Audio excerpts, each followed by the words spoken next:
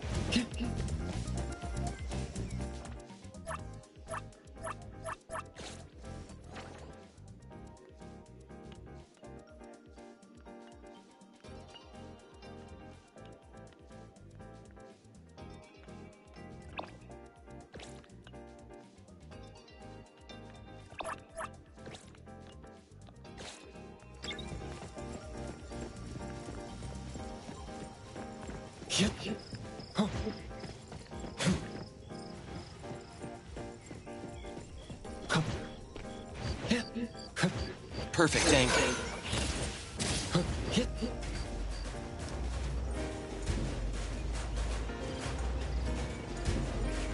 The wind's just right. Perfect angle.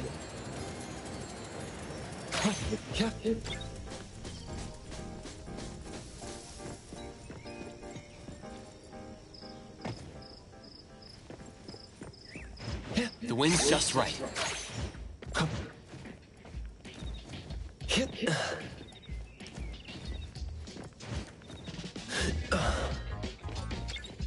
Perfect angle.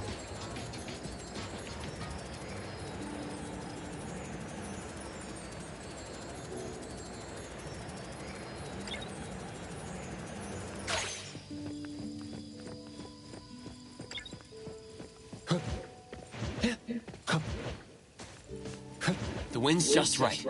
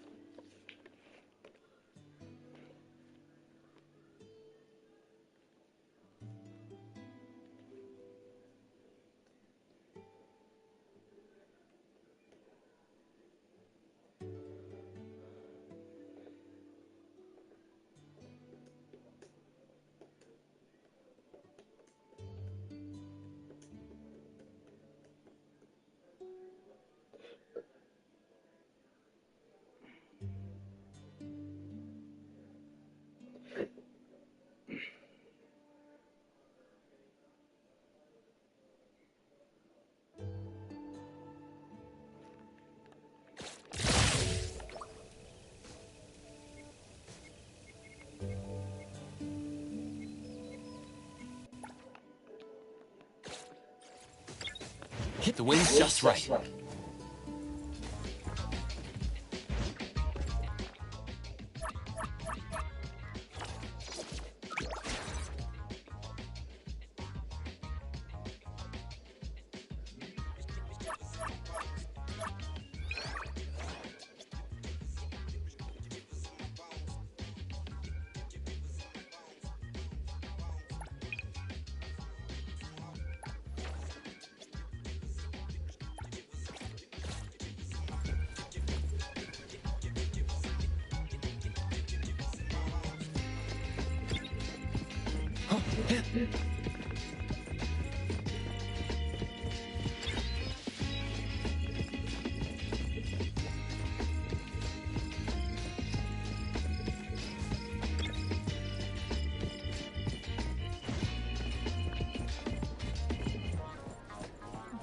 bring me here again.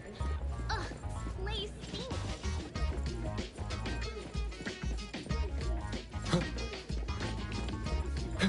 Perfect angle.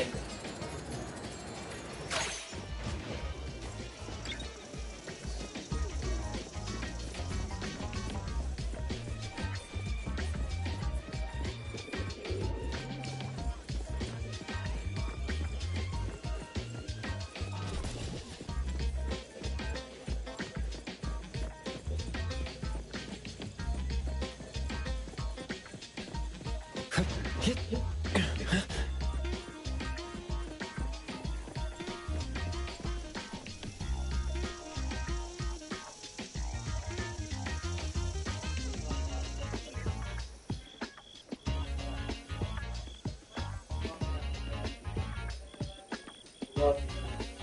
Sorry. Wait, Love what was you. I just about to do? And Totally love blanking. you. Love you. Sorry, Mimi. Sorry. Sorry. Love you. Love you. Love you.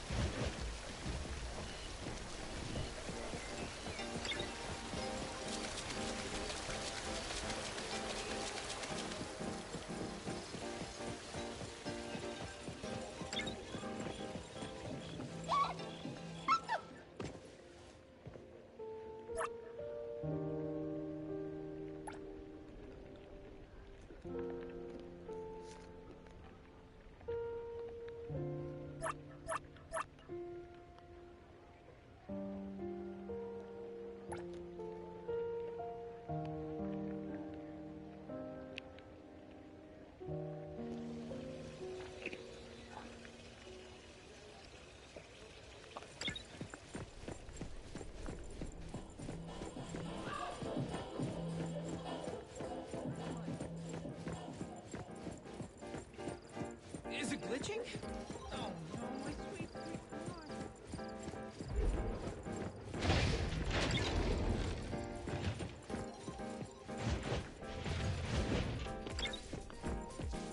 Yeah.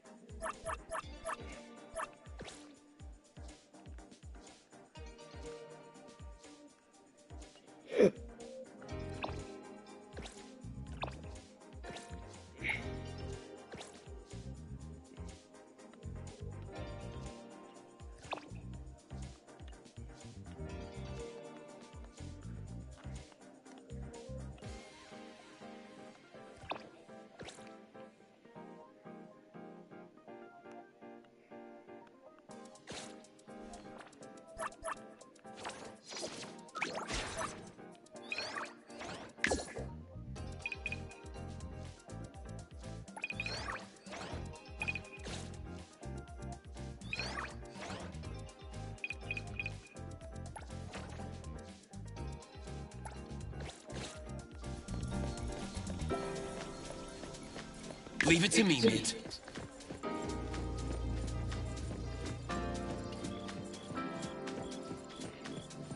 What? Oh, what? It's over there.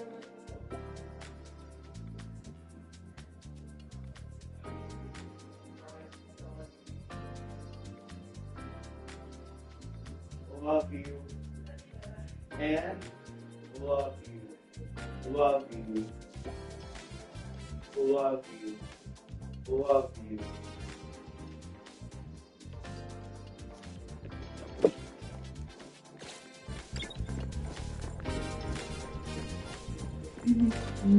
The wind's just right. Come, get.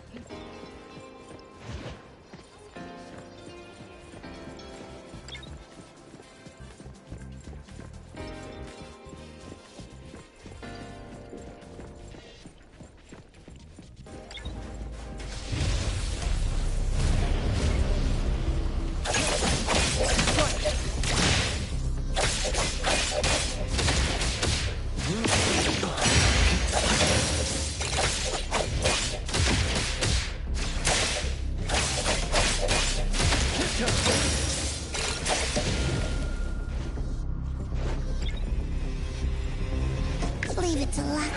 I'll go home early today.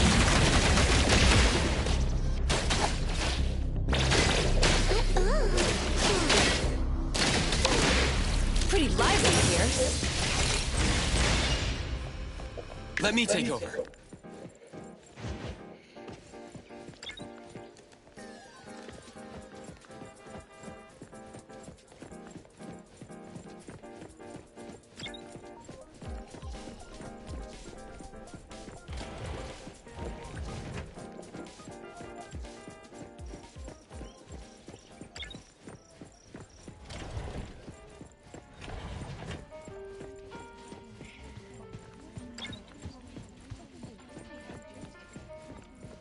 Hello.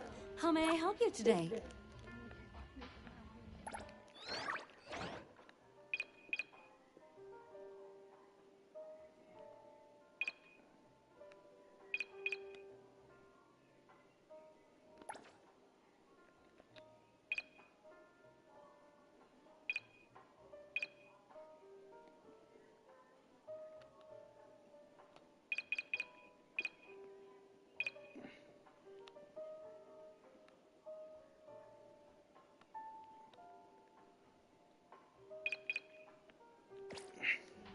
Come.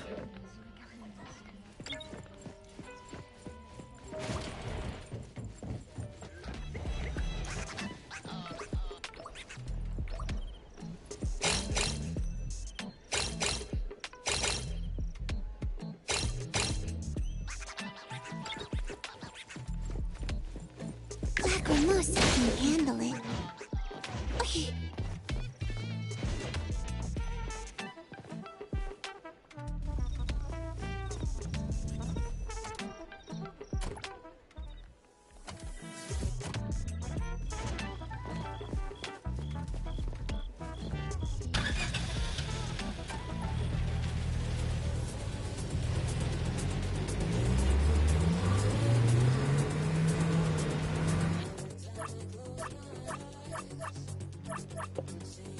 Head stop it and head stop it.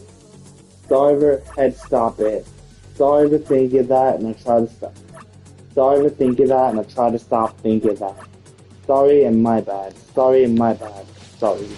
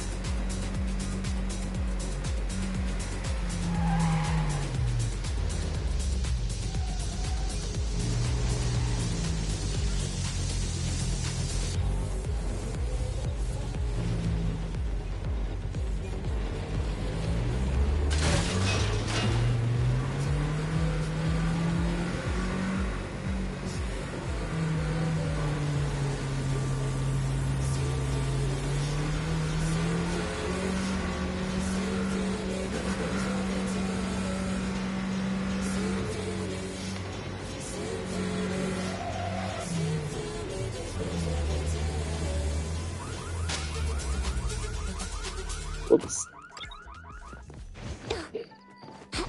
Let me take over.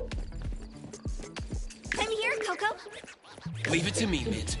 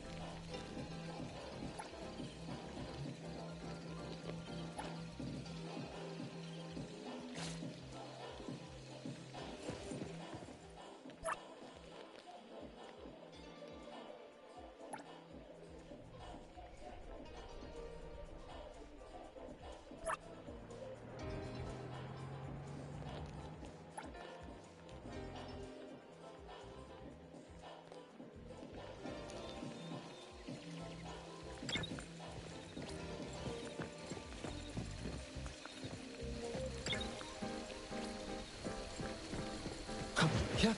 Come here.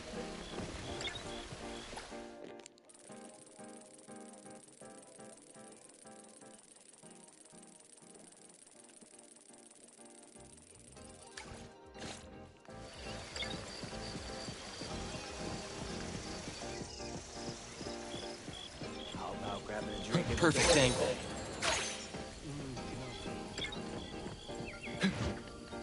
The wind's just right.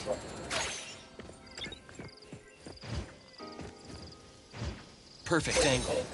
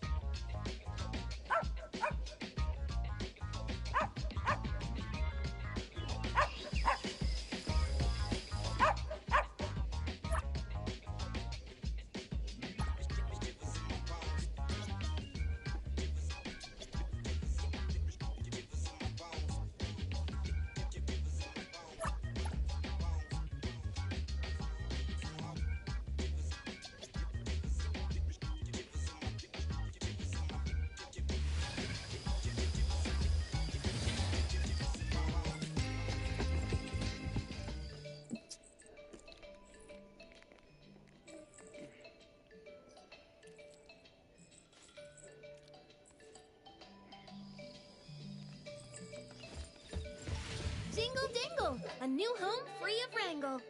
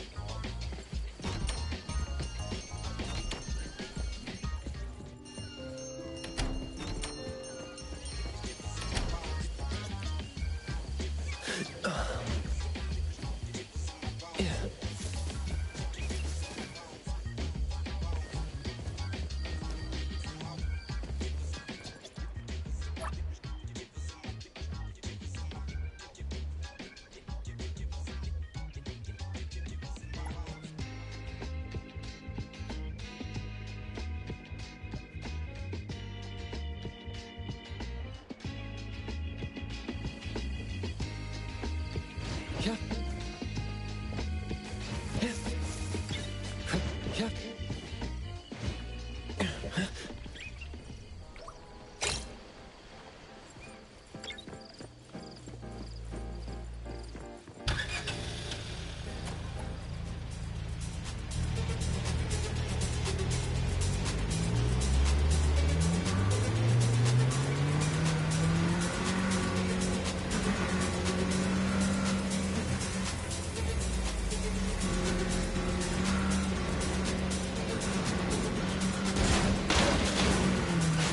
Oops. Oops, my bad.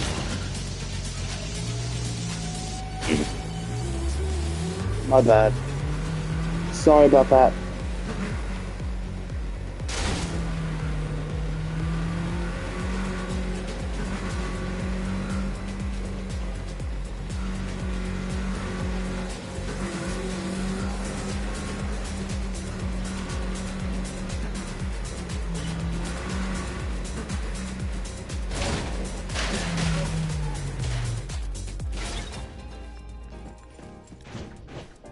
The wind's just right.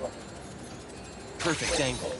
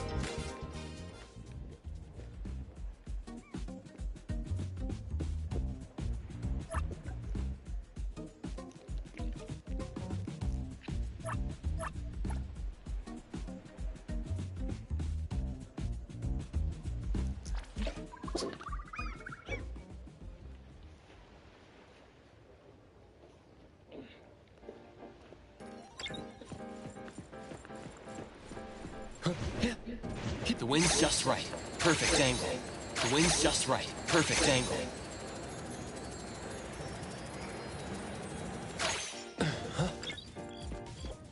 Yeah.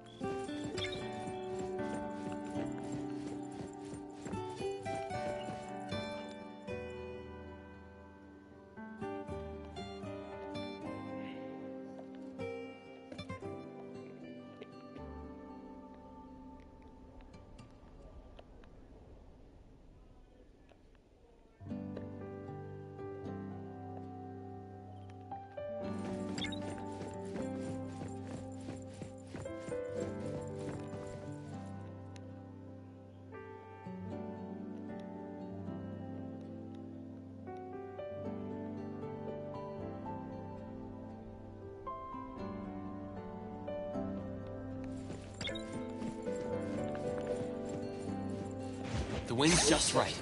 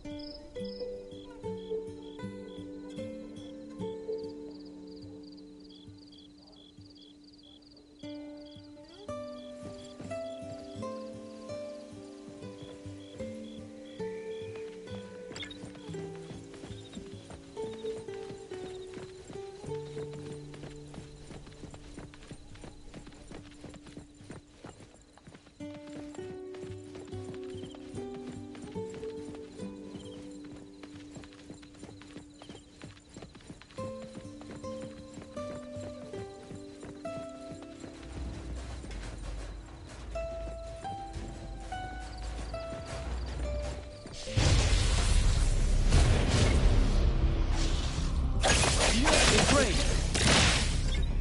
Make splinter and fracture!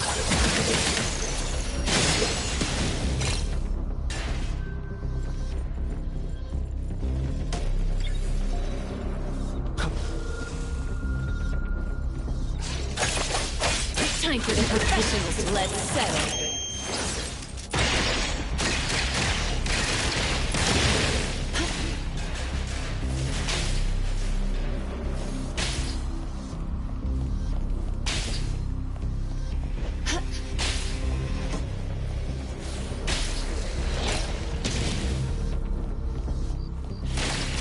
Exclusive delivery, please. Let's go!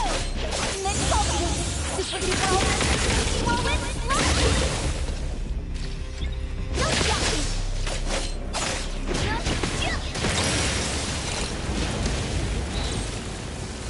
That's nothing big.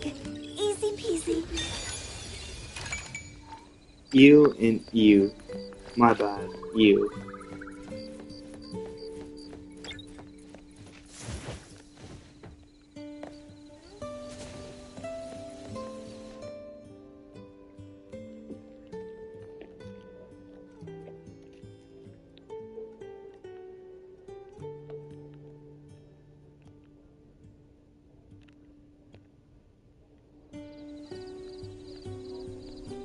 Leave it to me, Mint.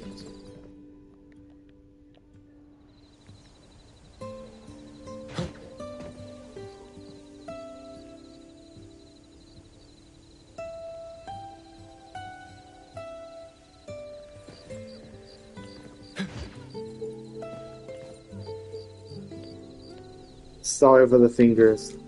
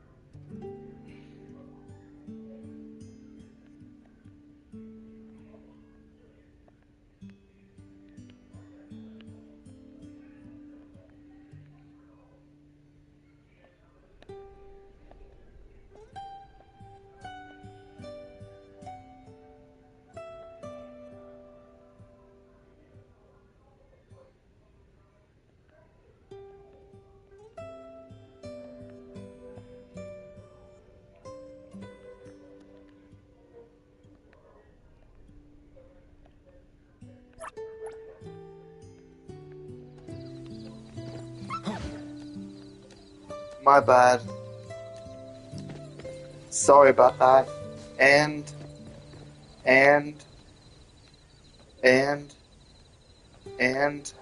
my bad.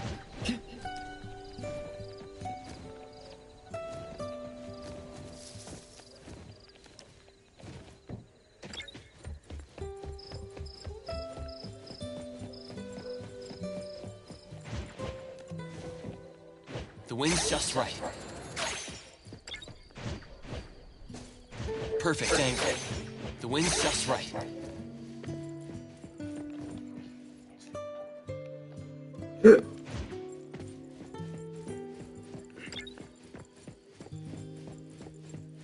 Hey there, Appraiser.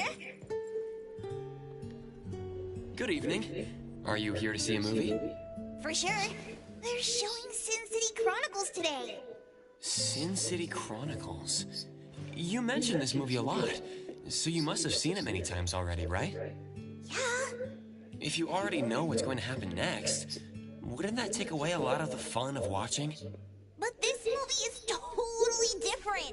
It's not just any ordinary movie. It's packed with deep family wisdom and life lessons. You discover something new every time you watch it. I see now. Since you're here, want to watch it with us? I totally recommend it. Okay. But drive-in theaters don't have seats. We can't just stand there and watch, right? Well, about that. Oh, I know! Follow me!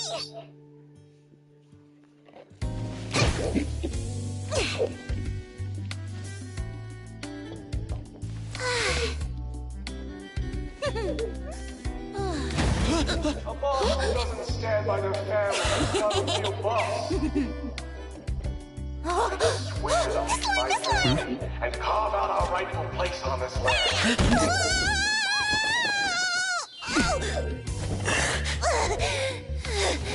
Thanks.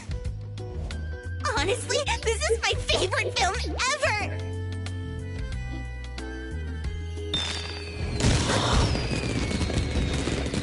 Wow!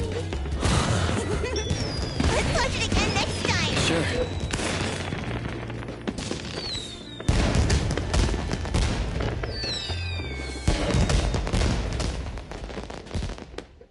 Oh, it's so good. I could watch it a million times, and it still wouldn't be enough. It really was great. Wait, they actually have fireworks here? Huh. Never seen them before. Wait, is today some kind of holiday? I can't think of any. Don't worry about it. The fireworks are beautiful, and that's enough, isn't it? Yeah, you're right. Appraiser, can we still come here to watch movies together in the future? Of course we can. Watching movies here feels really special. Except for the lack of chairs. Don't worry, I'll bring 2 folding chairs next time.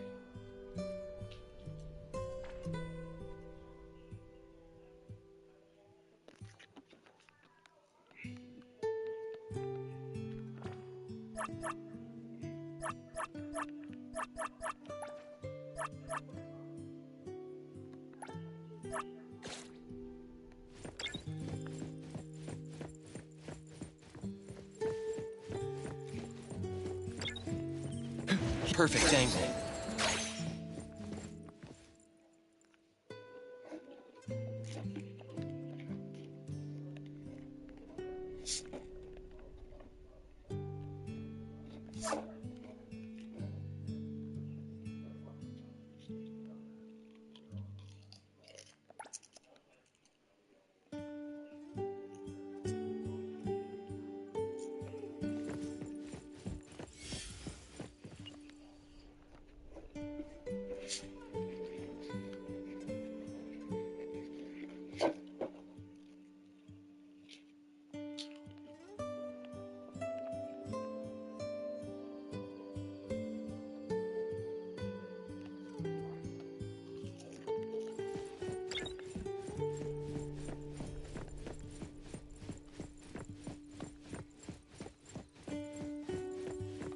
Captain.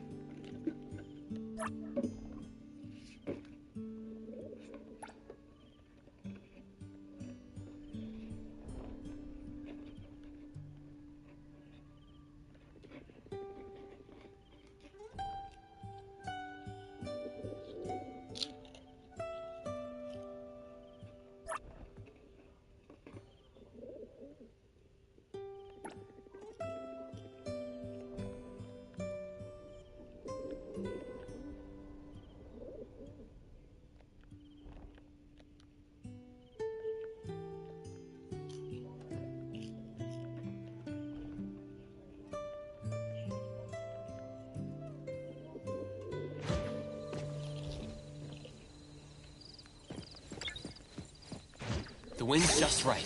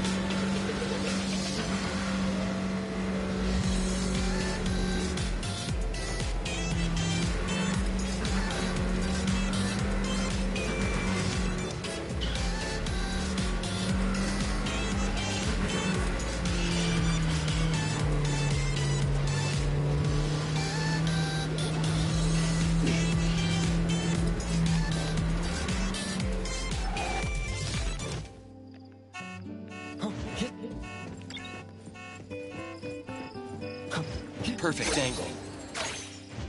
The wind's just right.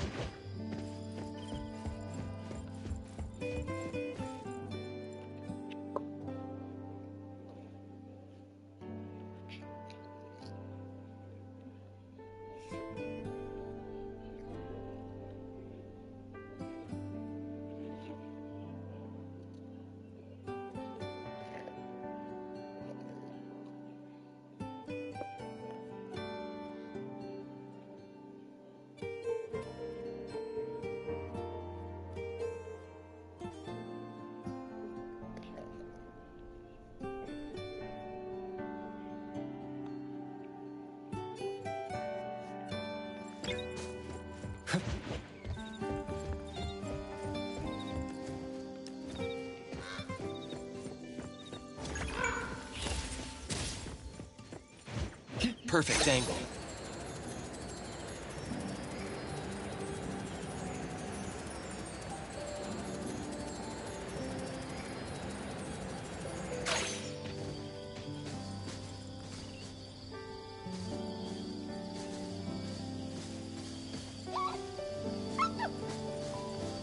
Oh, sorry about that. Sorry about that.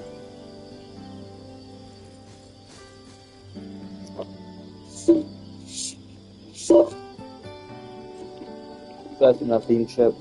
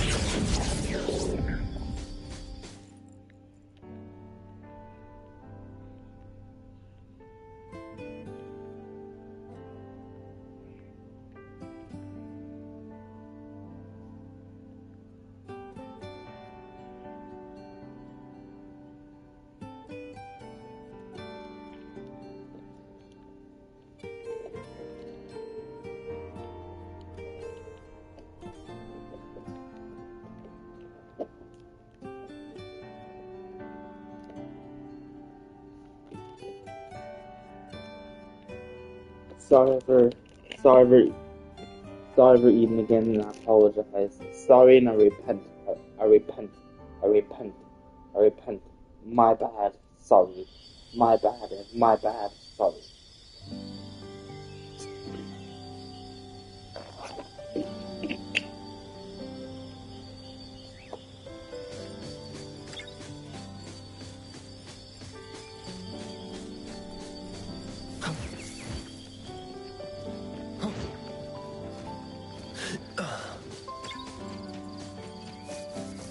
The wind's just right.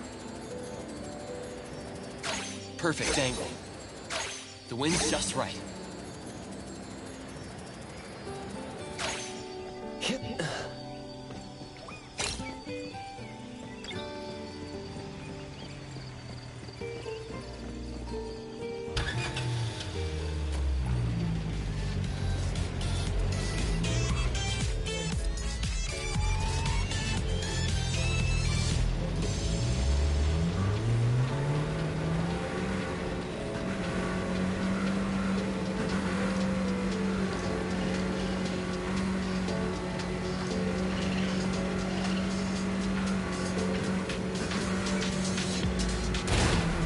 Whoops, my bad.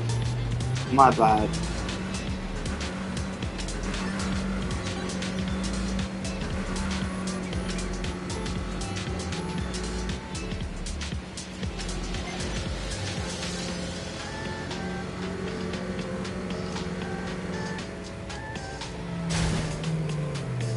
Sorry about that. Sorry about that.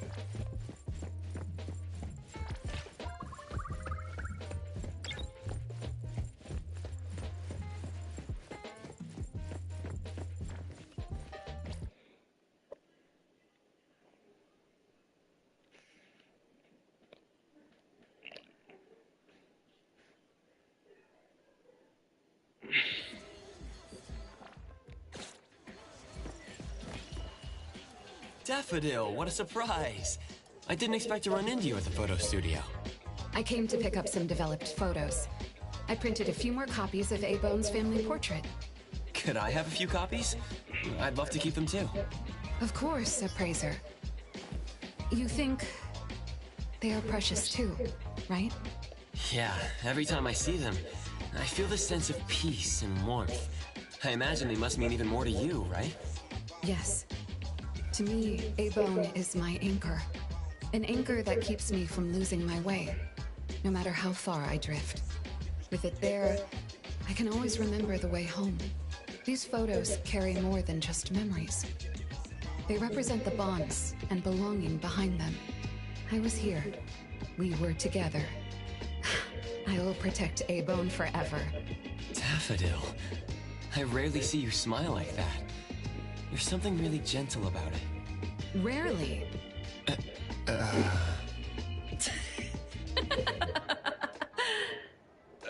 Sorry to keep you waiting.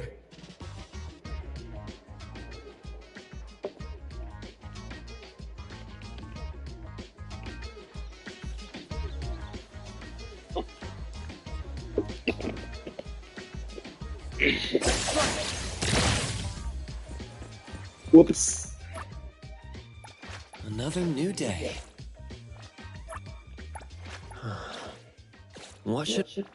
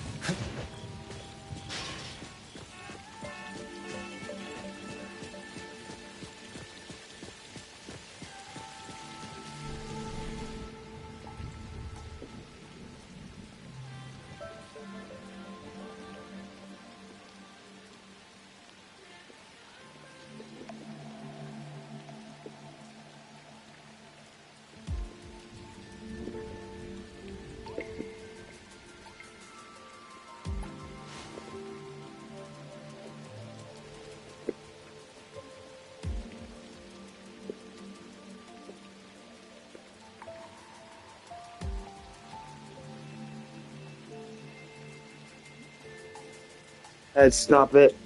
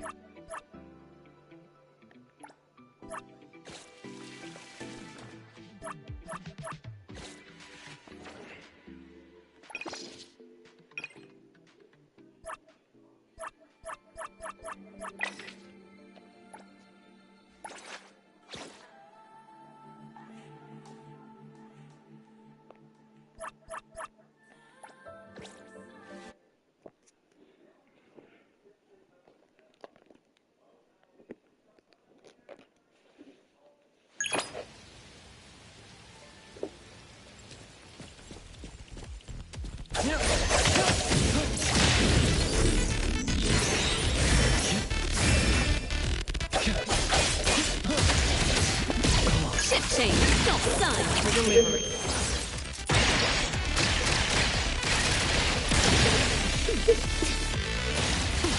Exclusive delivery, please sign here.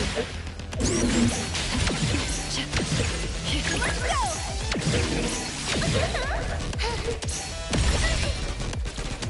Here comes the whirlwind!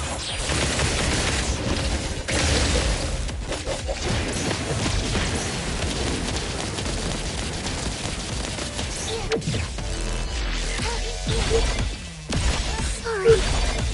Come in. Let's all go home early.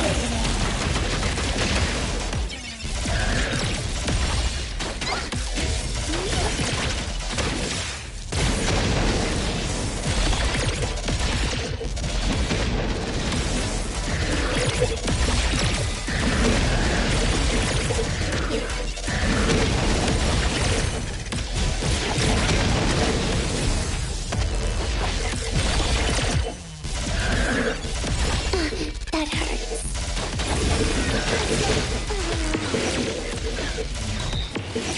Now! Also no support, please.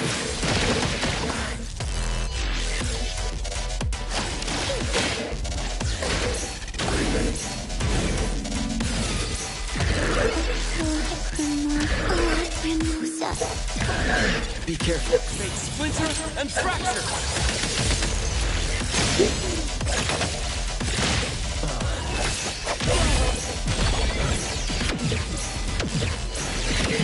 Not to confuse fun.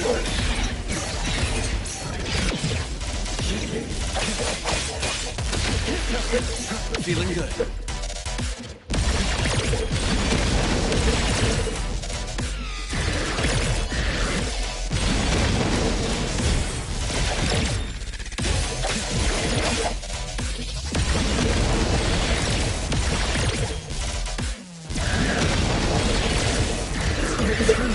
It's not.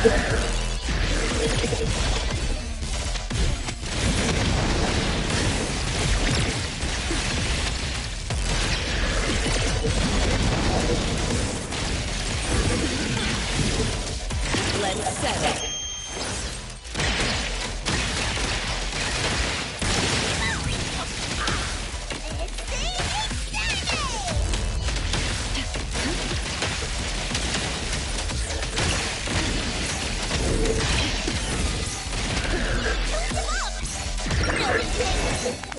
Spread the word about the Collegies.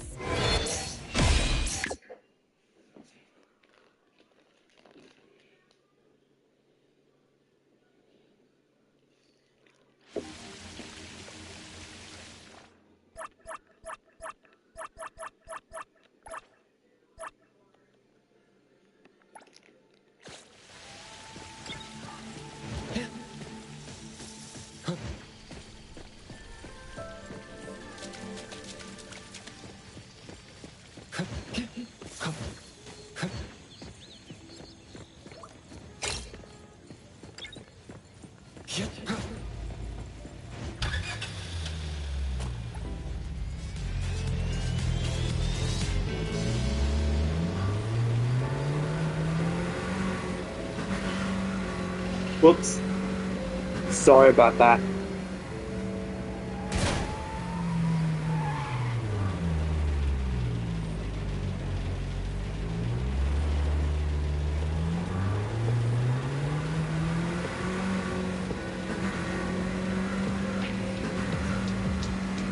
Sorry about that.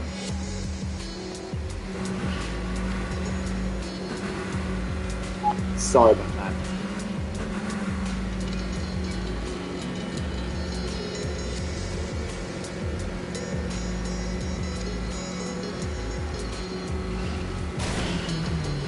Sorry about that.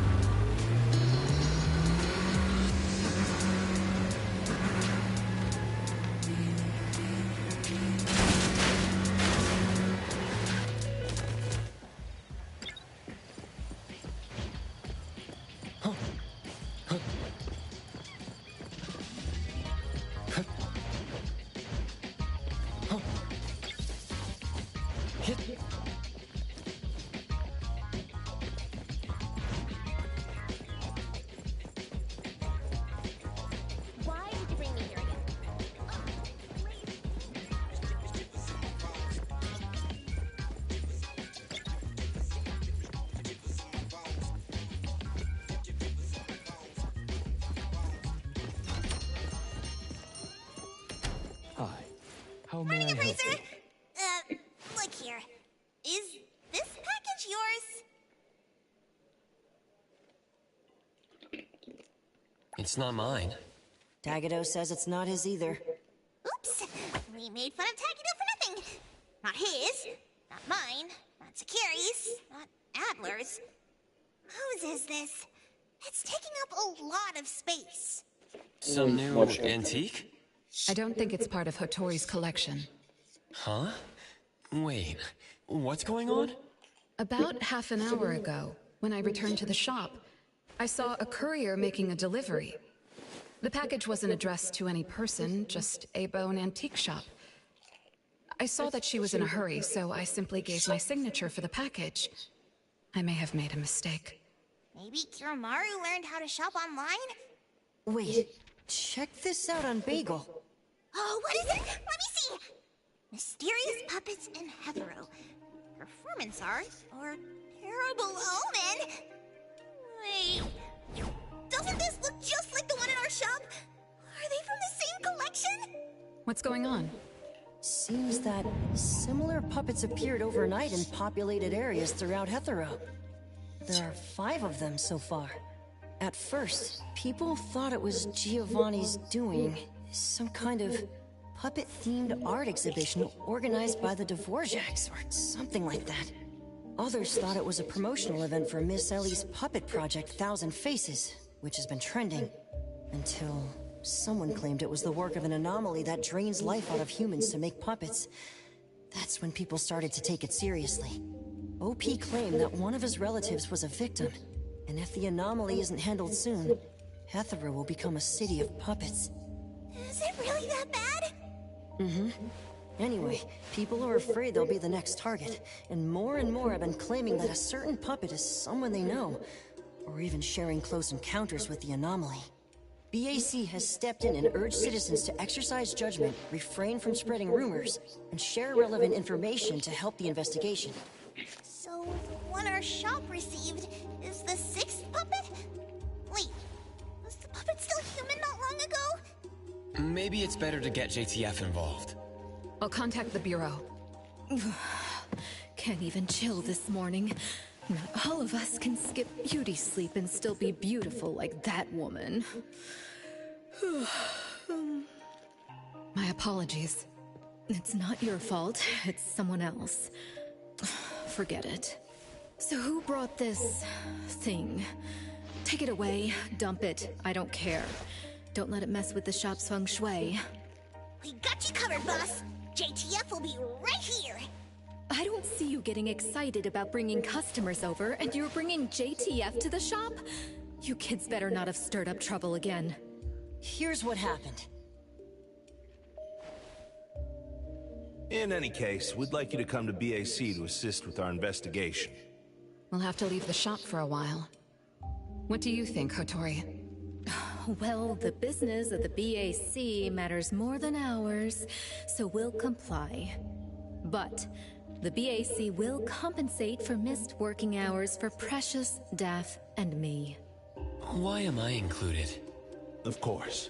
The BAC will provide reasonable compensation for losses incurred from taking up your time. Boss, I want to come along too. There are no Misties to catch today. The shop isn't closing for the day. Someone needs to handle things until Adler gets back with groceries. Don't blow up the place while I'm gone. All right, you can count on us. Oh. When you're back, make sure you fill me in. Okay. Oh, by the way, we're not taking that vehicle of yours. If the neighbors saw it, they'd think A-Bone got busted for shady stuff.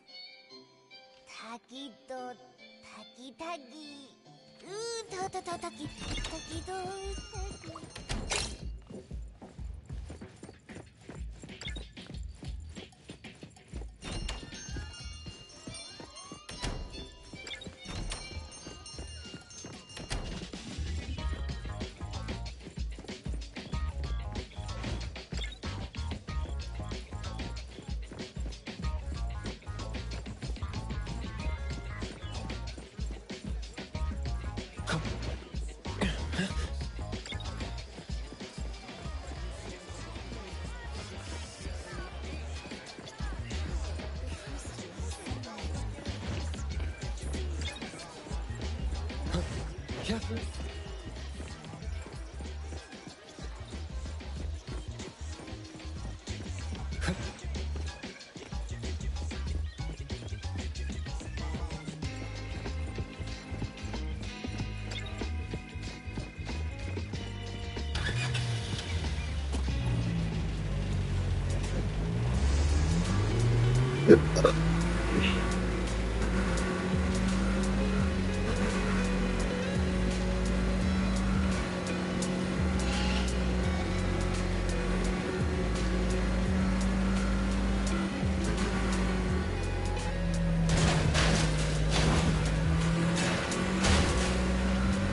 Oops, my bad.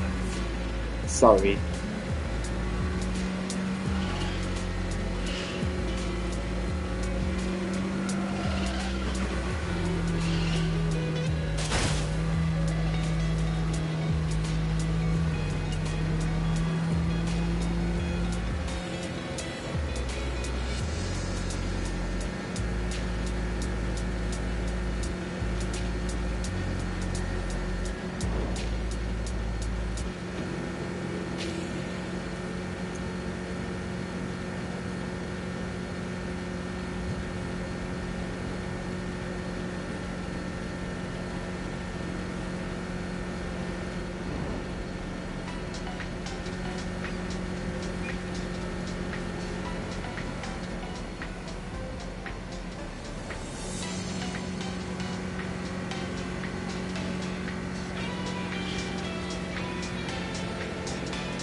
I'm also eating Lucy. I'm also eating the candy.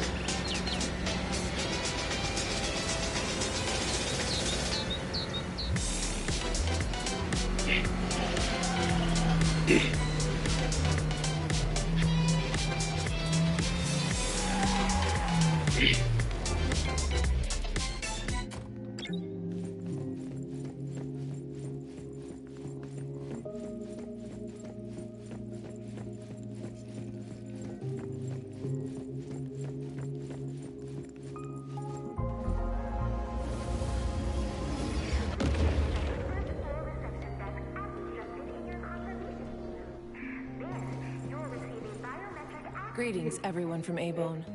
ETD-6 is taking over this case. I'll introduce you to the operation lead in a moment. If Nellie's handling the introductions personally, this must be quite the complicated case. Since there's already online unrest, we decided to assign a team specializing in anomaly crimes and meme anomalies. Anomaly crimes? Those refer to human criminal incidents that involve the exploitation of anomaly characteristics, or espers. So the Bureau suspects that this isn't the work of anomalies alone.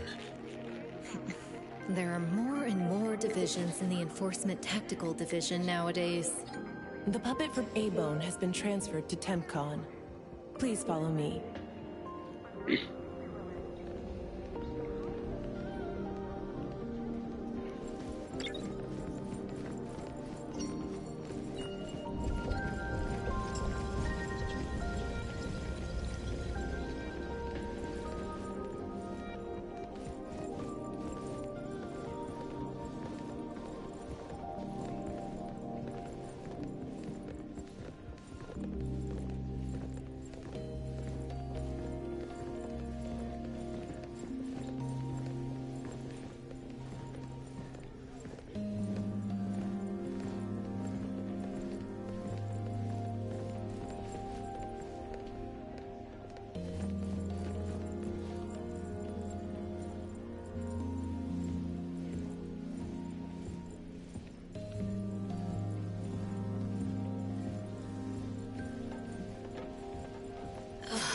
After so many years, the Bureau's shabby elevator is still so slow.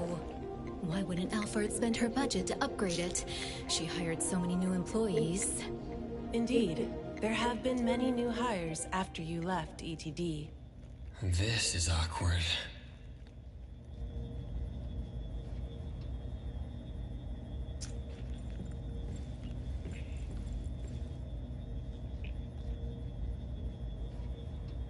Precious, Daff. See you later. Aren't you coming? I'd love to hang around and meet teams I've never seen before, but my dear director Alphard needs me for some grown-up discussions. Is it about Abisu? Should I go with you? Our Precious wants to feel the cool AC and expensive sofa, as well as the endless lectures from the director. She only asked for me, but I'm sure she wouldn't mind another one, especially one who's such a good kid. You mean I don't have to go with you? Don't worry. The containment level needs your expertise more.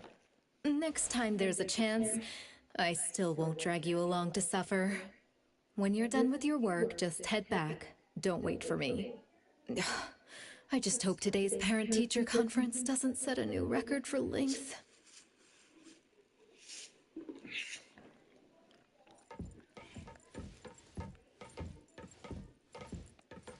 When I first came to the Bureau, Mint brought the anomaly to TempCon here, right? Yes. TempCon manages anomalies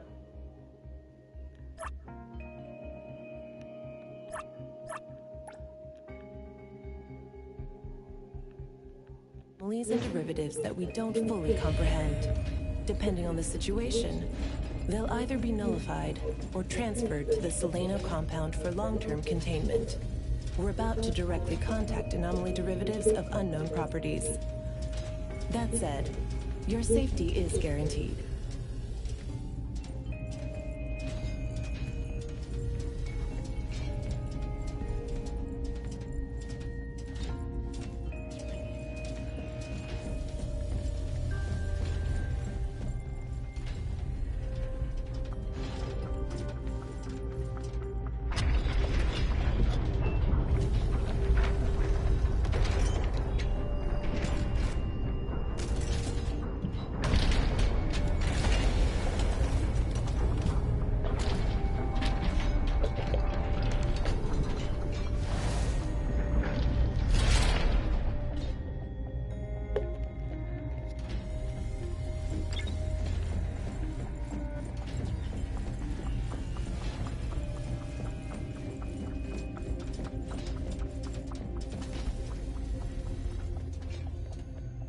Allow me to introduce our guests.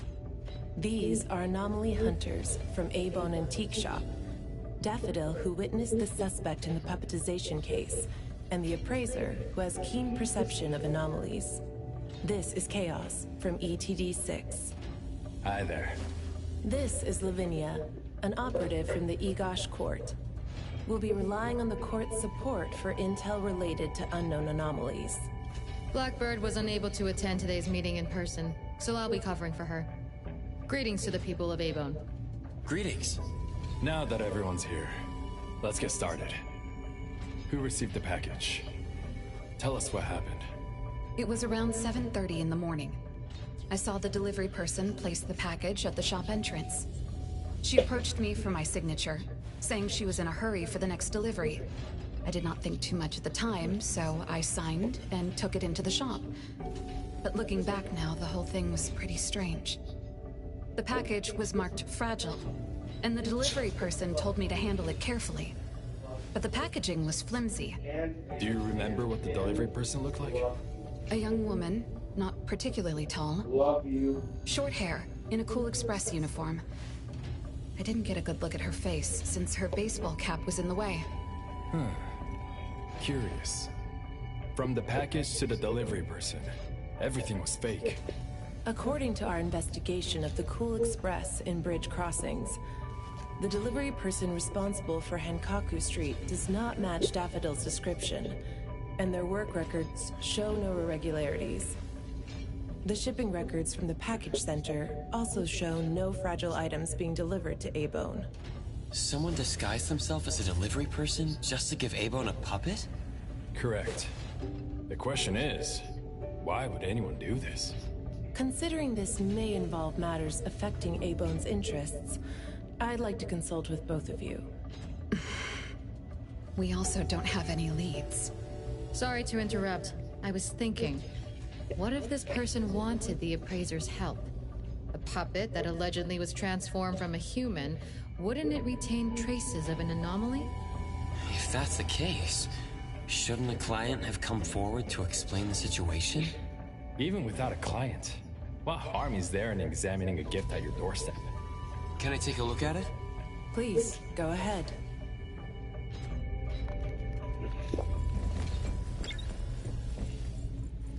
A puppet of a teenage boy who seems energetic. A puppet of a teenage girl. For some reason, she's looking this way.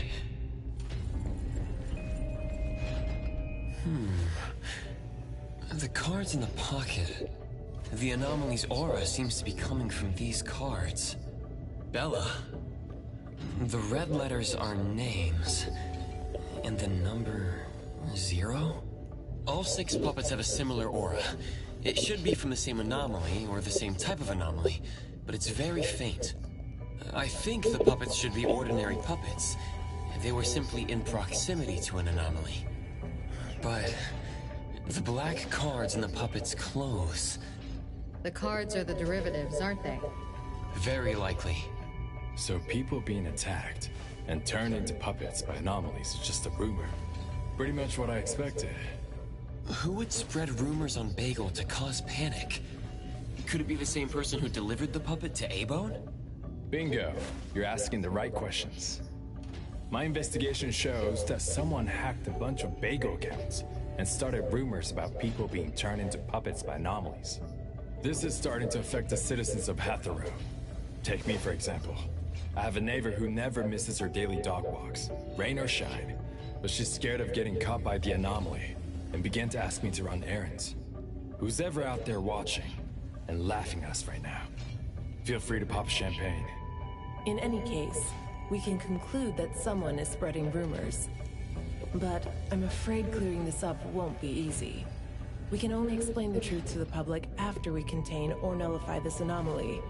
And only then can we completely quell the rumors and eliminate their harmful effects. We have 2 important leads. First, the puppet was delivered to A-Bone by a fake delivery person. However, neither of you know anything about her, so we'll have to set that aside. At least we're on the right track. The second lead is that the anomaly can write. In my experience, this is quite rare. I wonder if the Igash court has any records of such anomalies? Could you help us interpret it? Unfortunately, we haven't found any matching anomalies in accessible records. If we can determine the identity of the names written on the cards, I may be able to help. I should be able to glimpse at their fate through divination and understand what they've been through. Chaos, consider this. If anyone received a black card from the anomaly, you are welcome to bring them to the witch's house for divination. Understood. If anyone from A-Bone discovers new leads, please contact BAC as soon as you can. We will look out for more leads. Very well, let's adjourn. Thank you very much for your assistance. Who could it be? If only I paid more attention to the delivery person. Daffodil, you couldn't have expected this to happen. A-Bone's safety is my responsibility. This time, I left my guard down. Still, it's good to know that no one was actually turned into a puppet. Looks like Hattori isn't finished yet. Appraiser, if you're tired, you should head back. Let me handle the rest.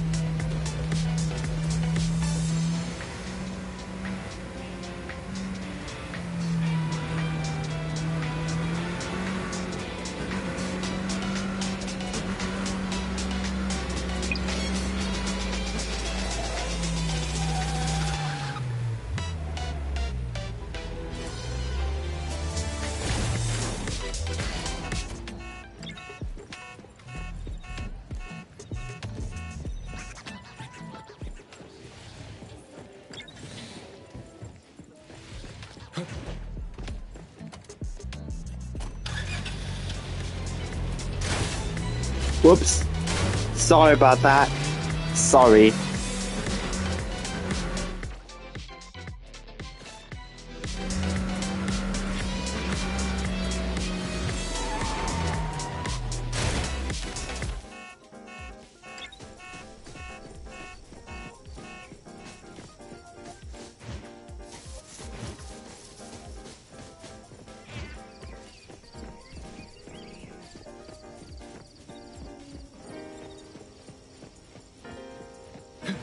Perfect angle. The wind's just right. Perfect angle.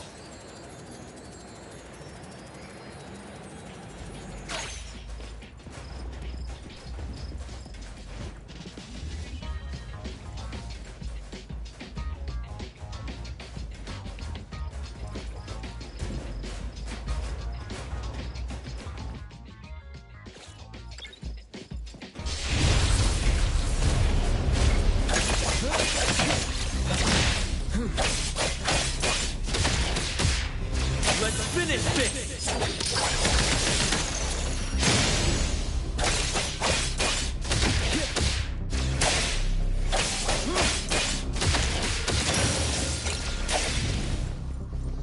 Time for the professionals to take over.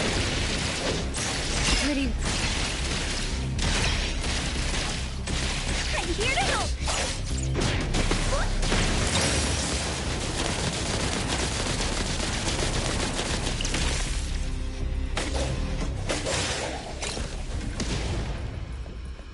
Leave it to me, Mint. The wind's just right. Perfect angle.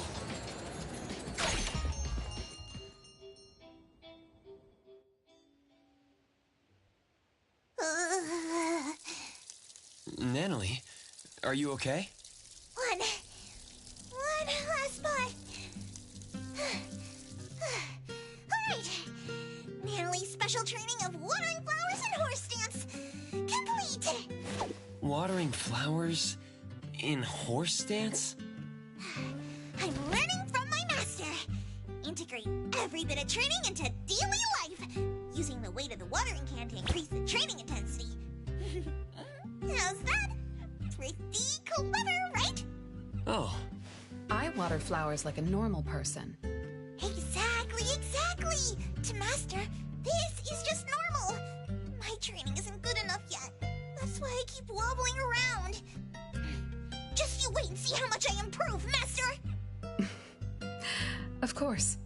Thanks to Daffodil and Nanley, the flowers and plants are looking better.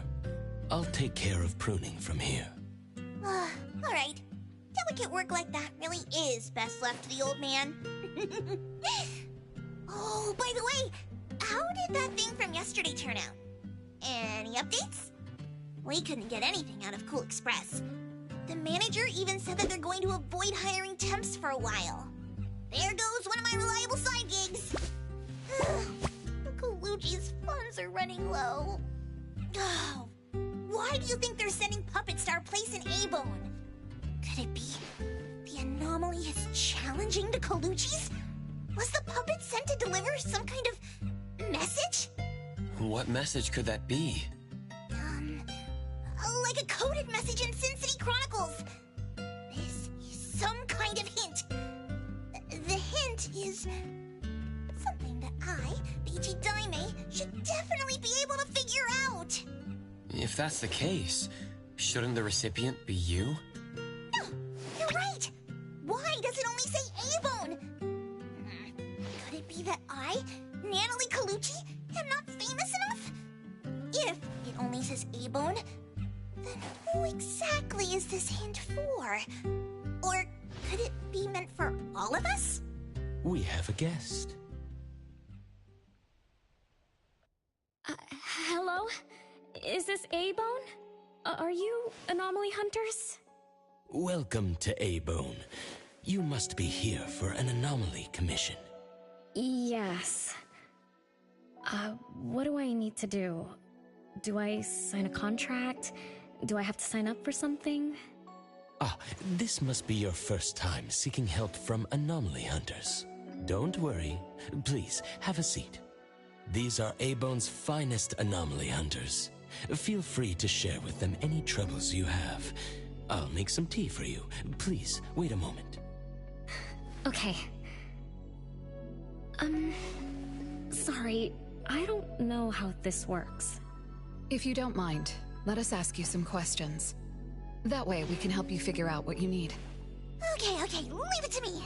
So, have you encountered anything strange recently?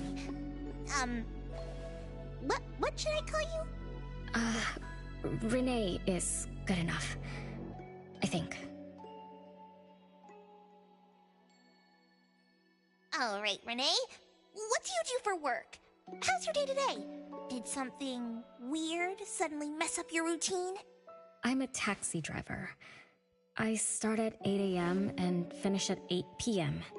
For lunch, I grab something quick from a convenience store. After work, I go to Food First for a set meal.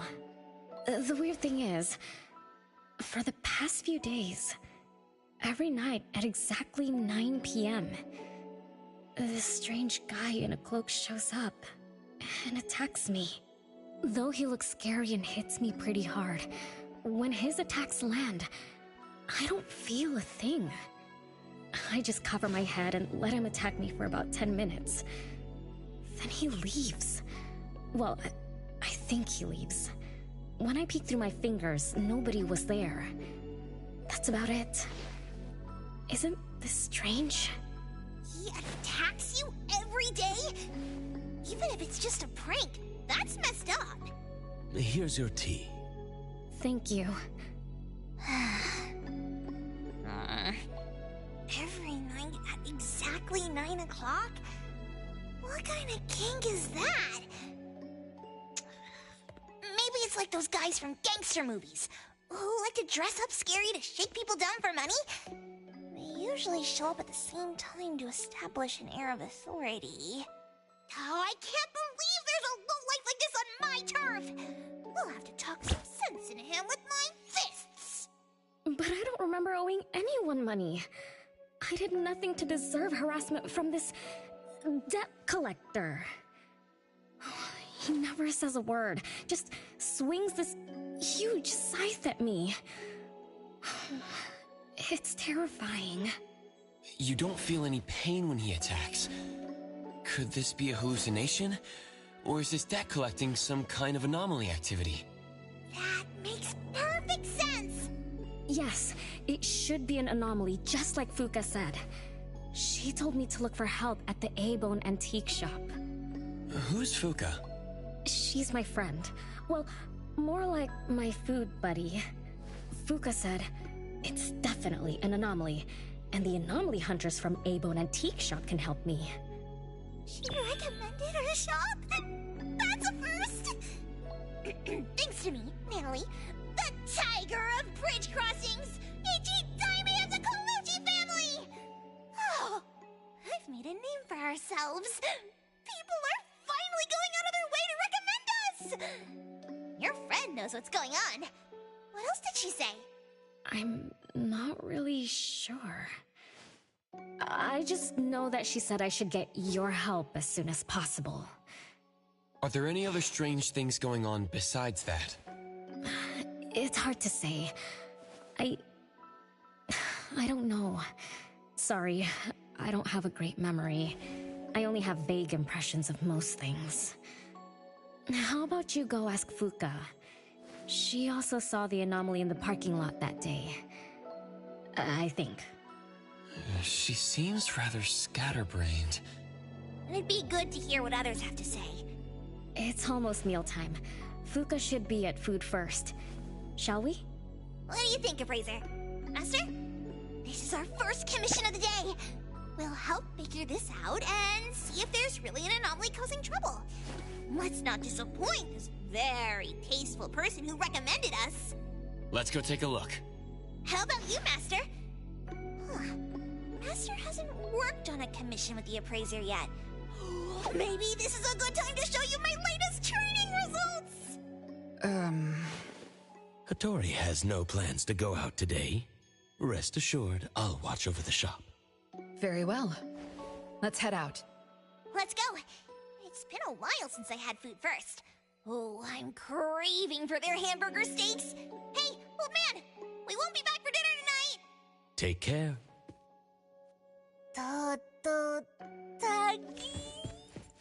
One of these books is an anomaly. You can tell by touching the book spines. Hi, how may I help you?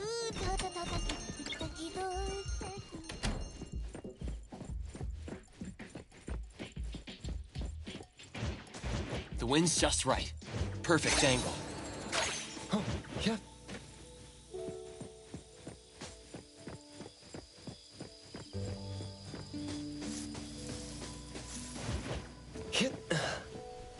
The wind's just right. Perfect angle. The wind's just right.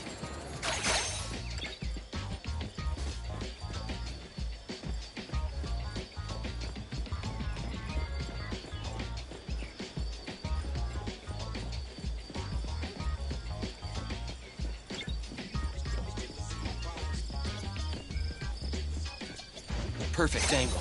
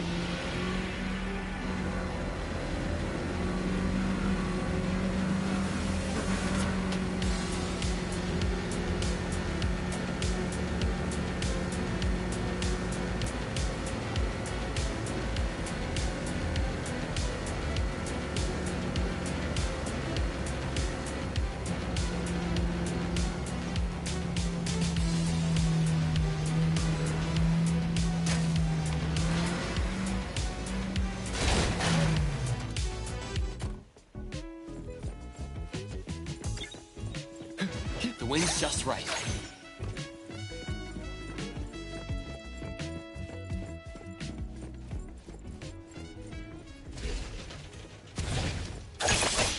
Great.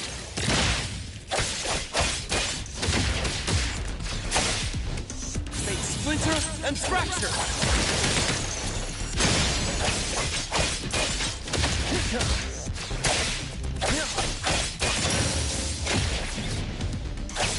Intel confirmed. Signed for delivery.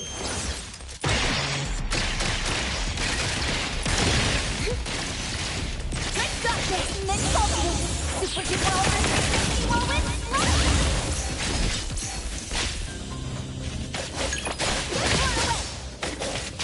Don't let Mimosa angry.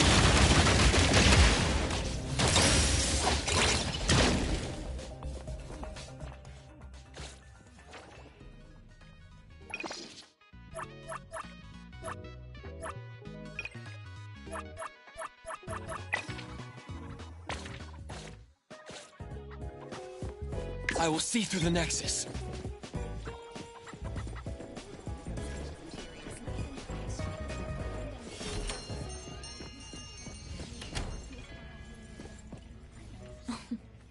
You're later than usual, little Renee.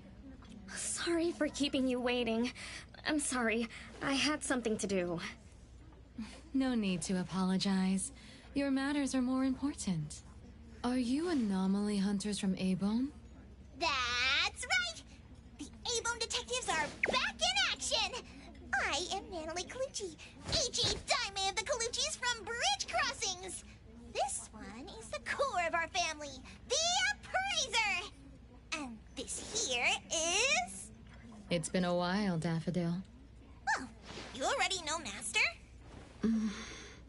Your master helped our family solve quite a few troubles in the past. Mother still can't stop talking about Daffodil's moves.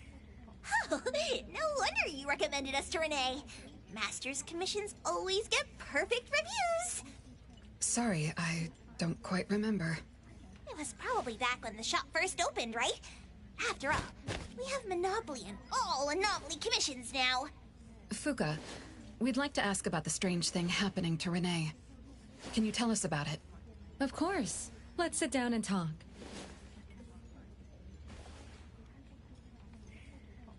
Two nights ago, little Renee and I finished dinner and were about to head home. She offered to give me a ride, so we walked to the parking lot together. That's when we encountered this cloaked person. Cloaked person? Didn't little Renee tell you about it?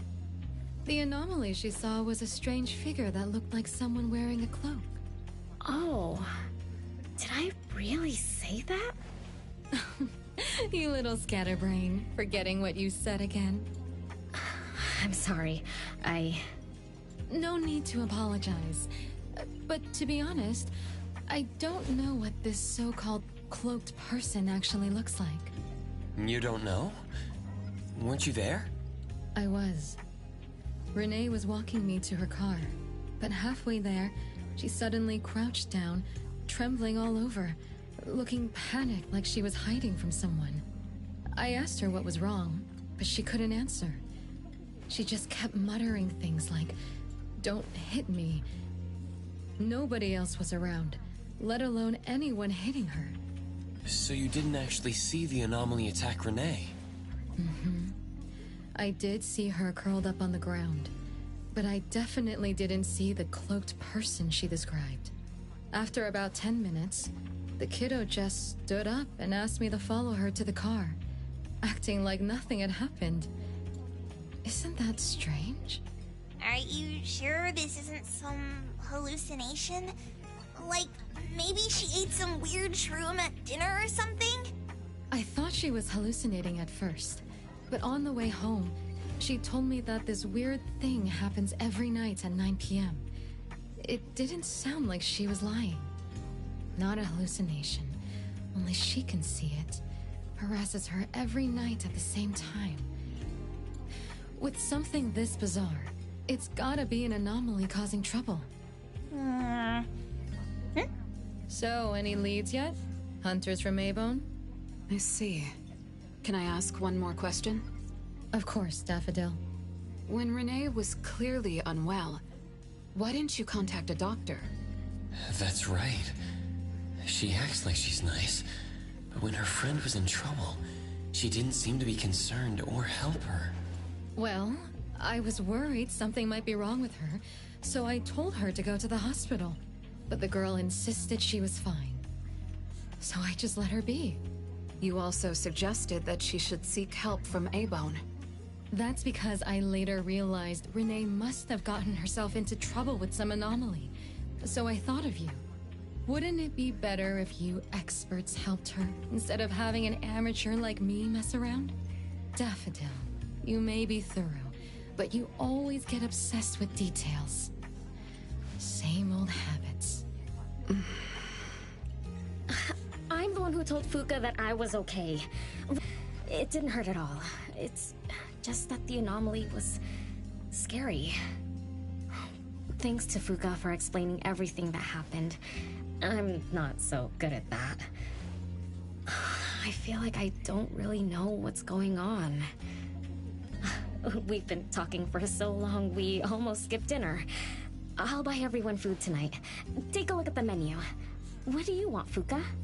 Same as usual. Spicy chicken cutlet curry rice. I'll have the same. I don't know about the other stuff at this place, but I like the spicy chicken rice, since it doesn't have those gross green peas. What about you, Nunnally and Appraiser? Go ahead and order something you like. We'll gladly take the offer.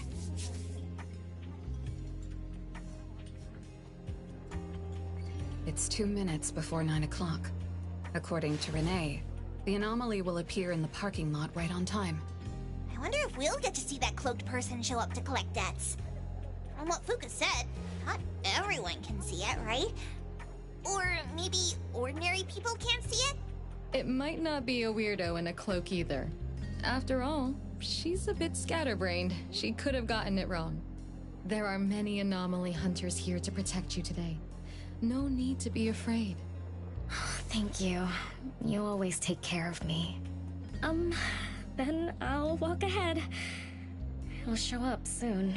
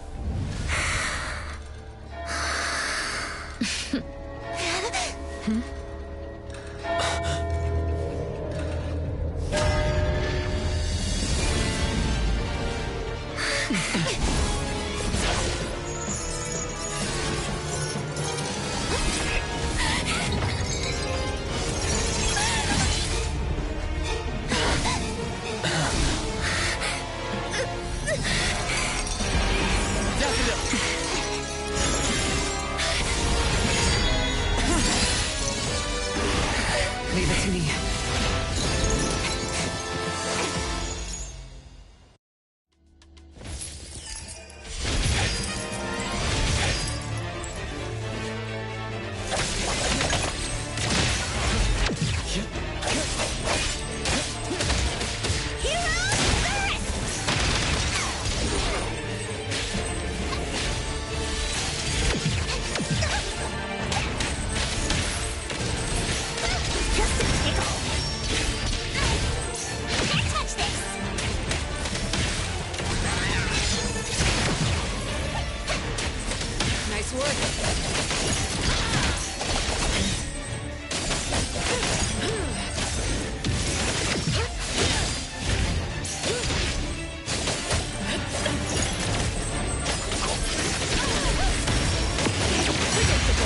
Let me take over.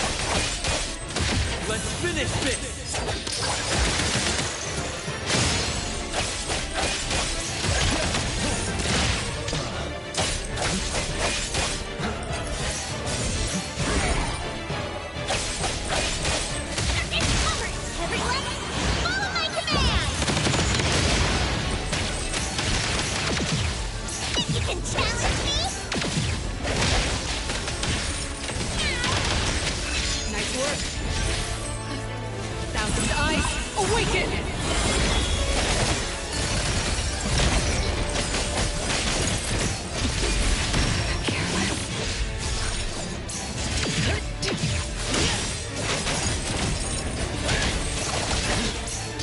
Trust me.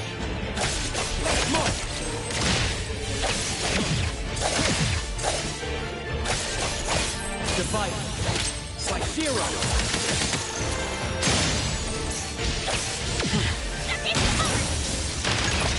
Nice work. I will see through the nexus.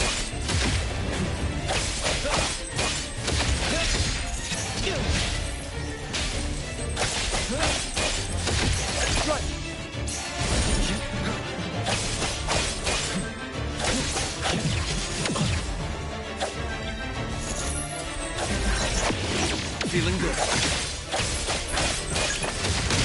Take that! The city's mine! Trust me.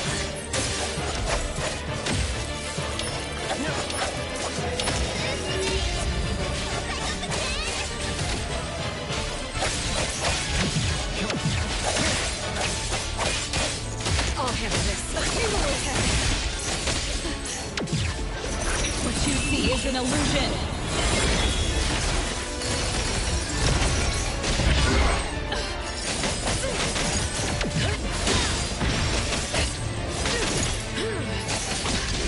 No problem.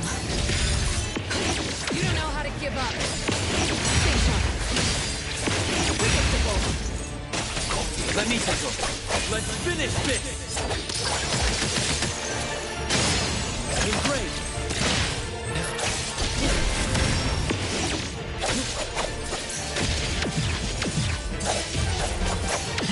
Not too difficult.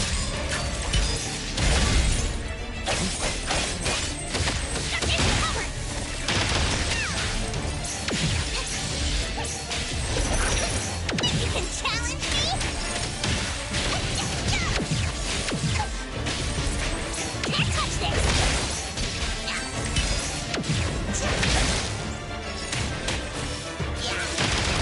Thunderbolt, it's our turn! I will see. Be careful. Now it's time.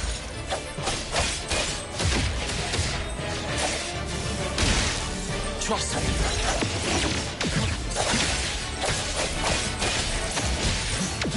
Divide. It's like zero. Feeling good. Here I am. Nothing can stand my Your moves are blocking it. Thousand Eyes, awaken!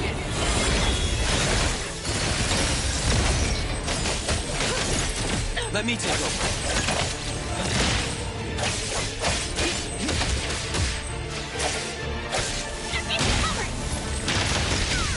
I will see through the nexus. It's fine. Leave stay sharp. Predictable.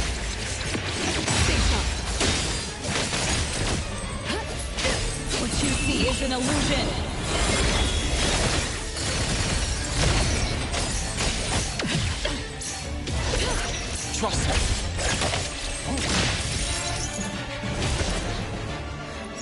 How did it get away? Tell me I'm getting rusty. Ugh. Stay away. Stay away from me! Are you okay? Don't worry. I drove away that debt collector. Everything's okay now. Did the anomaly drop that thing on the floor? Renee, and a series of numbers on the back. Minus 20088. The numbers are different. It's the same type of card the Bureau is looking into. Let me contact Chaos. We meet again. From what I know, you received a commission from Renee to investigate this debt collector anomaly, which attacks her every night at the same time. You fought, then the anomaly left behind the same cards from the puppetization case. So you encountered the same anomaly I'm after. Could someone have schemed all these encounters just to involve you? ETD6 lives up to their name. They are true anomaly crime experts. You're right. This doesn't seem to be coincidence. We still don't know who's the mastermind or why they're doing this, but we may have already met her. Fuka, the friend who recommended us to Renee. Wait, she was here just a moment ago. She's already gone. What did she say? She recommended A-Bone because Daffodil had handled her mother's commission before, which left an impression. Daffodil. Daffodil.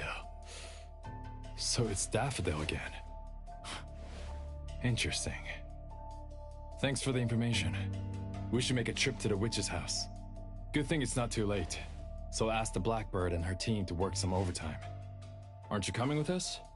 Of course.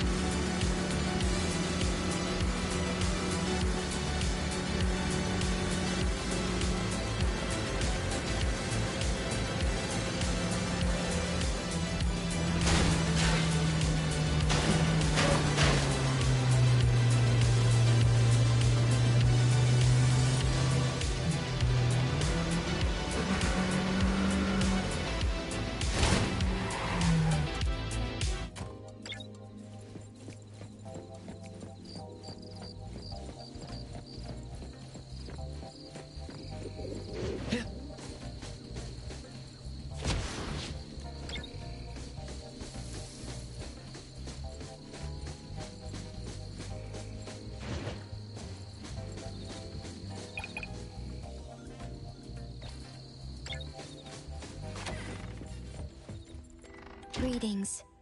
Welcome to the witch's house. Hello. Sorry for disturbing you this late. Good evening. This young lady was attacked by the puppetization anomaly tonight. Huh? Wait, what anomaly? The one that turns people into puppets? So, those people really were... Well, we aren't certain at this moment. In any case, could you please share the entire incident with us? Oh, I'll tell you. Renee came to our shop because she wanted us to deal with some weird thing that appears every night at 9 o'clock to attack her. We were escorting Renee to the parking lot of Food First, and at exactly 9 o'clock, there was a poof, and a wild debt collector appeared. We don't know its real name. Nanalie has been calling it the debt collector. That's right. It was swinging a huge scythe at Renee. I don't know if my eyes were playing tricks, but the scythe went through Renee's body. I was worried. I think I saw that too. Luckily, the appraiser blocked its weapon. Then they started going at it, trading blows and stuff. But the fight didn't last long. Oh, I was just getting started when he ran off. Do any of you remember how long the fight lasted? 10 minutes sharp. And afterwards, did you discover that the anomaly left the same kind of card for Renee? We did. Appearing on time, disappearing on schedule, and leaving similar cards for the victims. This debt collector might be a type of rule-based anomaly. Rule-based anomalies usually follow predictable patterns. They also have a complete set of rules in their domains. For example, if any of you were to enter the anomalous realm it creates, you wouldn't be able to get out easily. Instead, you'd have to follow its rules. Some rule-based anomalies symbolize rules themselves. You can think of them as the manifestation of rules. Others have some kind of goal. In such cases, nullification is extremely difficult, and conventional containment methods have proved ineffective. No wonder it got away. Is Abisu's security anomaly also a rule-based one? Nantani is its name, right? It is. So, the key is to understand the rules and master them before we can nullify or use them to our advantage. And someone beat us to it. Figured out the debt collector's rules. Set up the whole thing. The next questions are, why target Renee? And what do the numbers on Renee's card mean? Why is the message left for Renee different from the others? Another annoying puzzle. If only Nietzsche were here. I could do a divination for Renee. Maybe we can find something. That's a surprise. I've never had a divination before. Is there anything I need to do? Just relax and close your eyes now. Oh, lost child of fate. Your tomorrow is trapped in blankness. Wait, what? What trap? What blankness?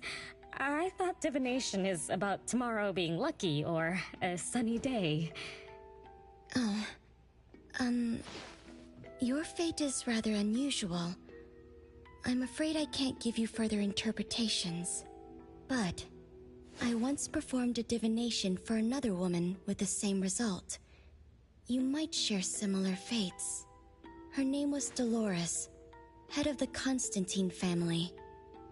She was tired of her life, saying she was never truly alive. Yesterday, today, tomorrow, each day was equally empty and void of meaning. I think that was because she lived for far too long.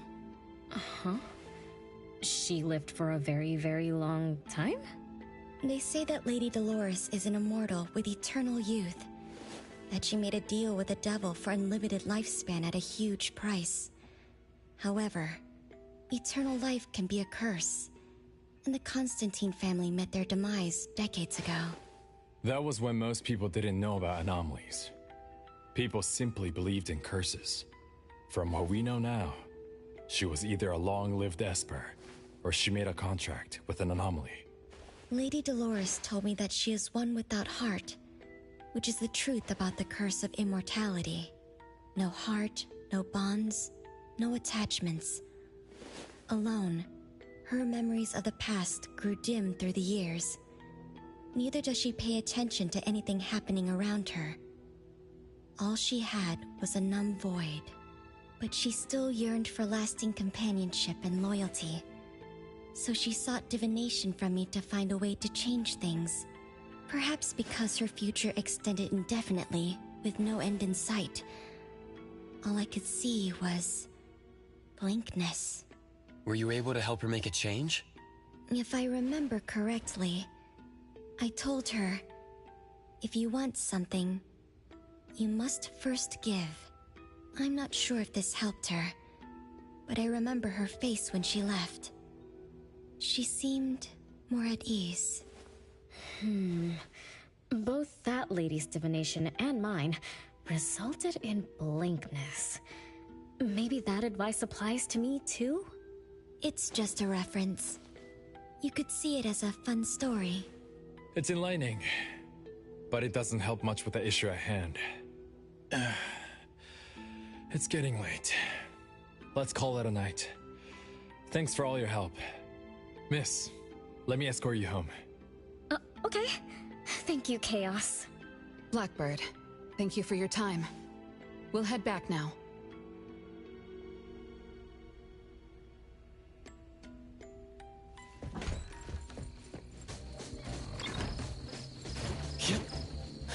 Perfect angle.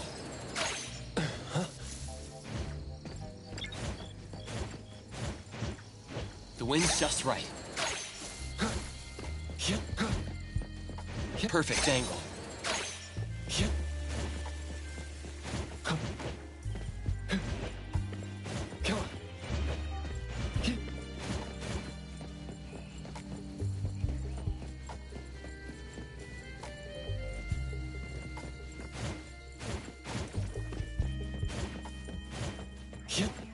The wind's just right.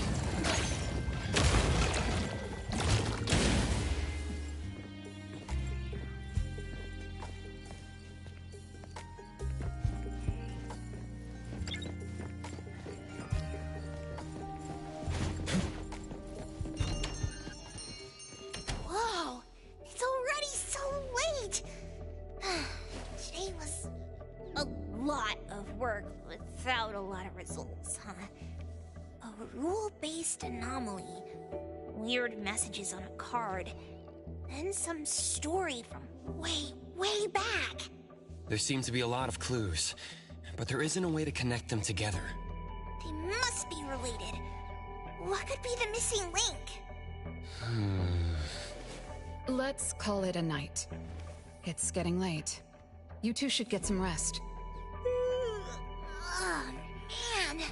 After running around so much today, getting home, relaxing for a bit, and now that Master mentions it, ugh, sleepiness just hits you like a truck.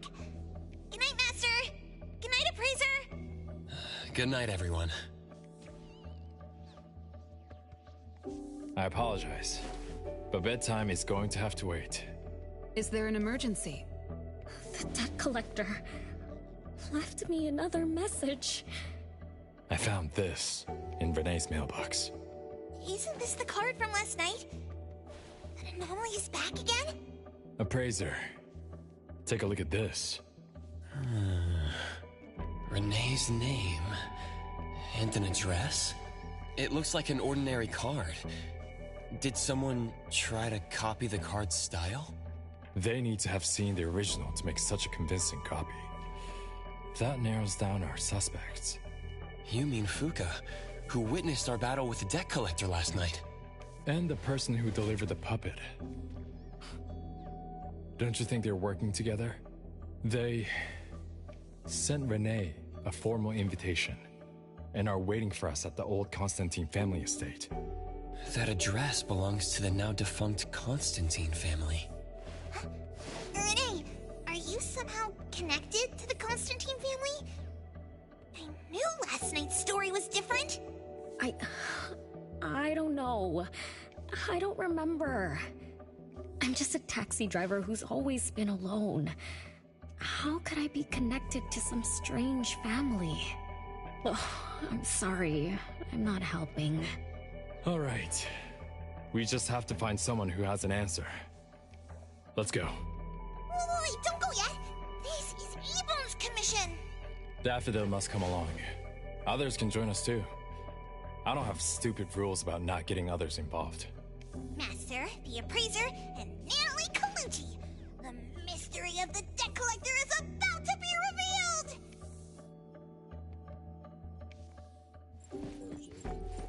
Sometimes, so even if nobody buys them, they have...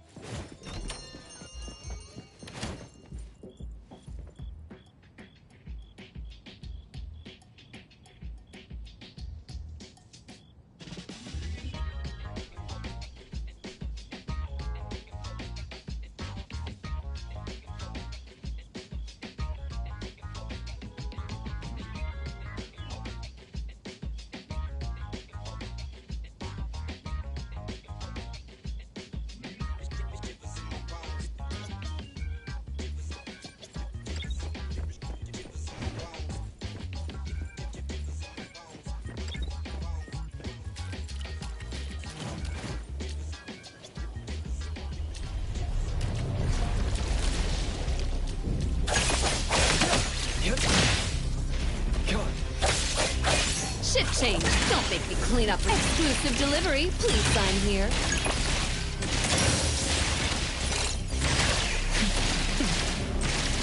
I got this. Get back.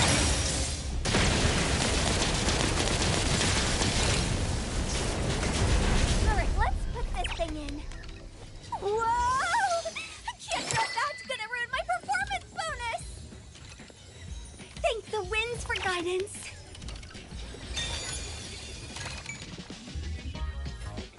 Leave it to me, Mint.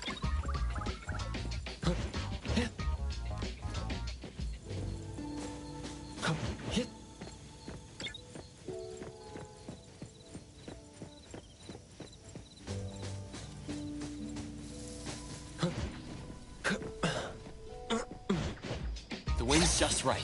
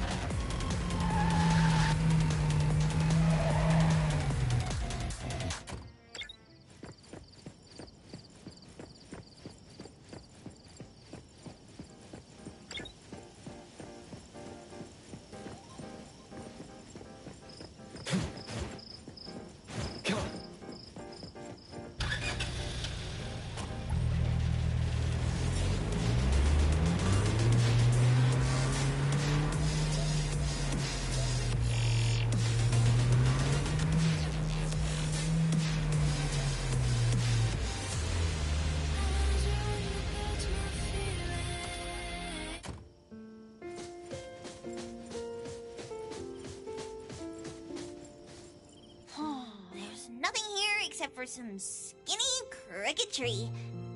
How is there nothing else? Was there really a big mansion here before? It's a cherry blossom tree. I didn't notice before, but wow. It's grown so tall already. The branches might be thin, but they're sturdy. Natalie, do you want to climb it? Me? Climb the tree? Now? Let me see if there's a good angle to climb. It's been a while. I'm not sure if I can do it.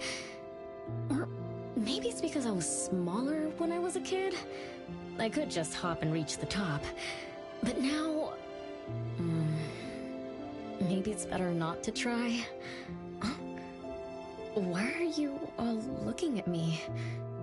I'm sorry. My bad. This isn't the time to be fooling around. Let's have a climbing competition after we solve the mystery. Let's get back to the case. Renee said she's been here before, specifically when she was a kid, and that she used to climb this cherry blossom tree. You are connected to this family after all. Did I just tell you all of that? Yep. You said you climbed this tree when you were a kid. When you were a kid. Back then, I climbed all the way to the top of the tree, wanting to pick the prettiest cherry blossom for my sister. But it was so tall, and I was too scared to climb down the same way. Luckily, someone caught me. Huh? Was it my sister? Or Mom?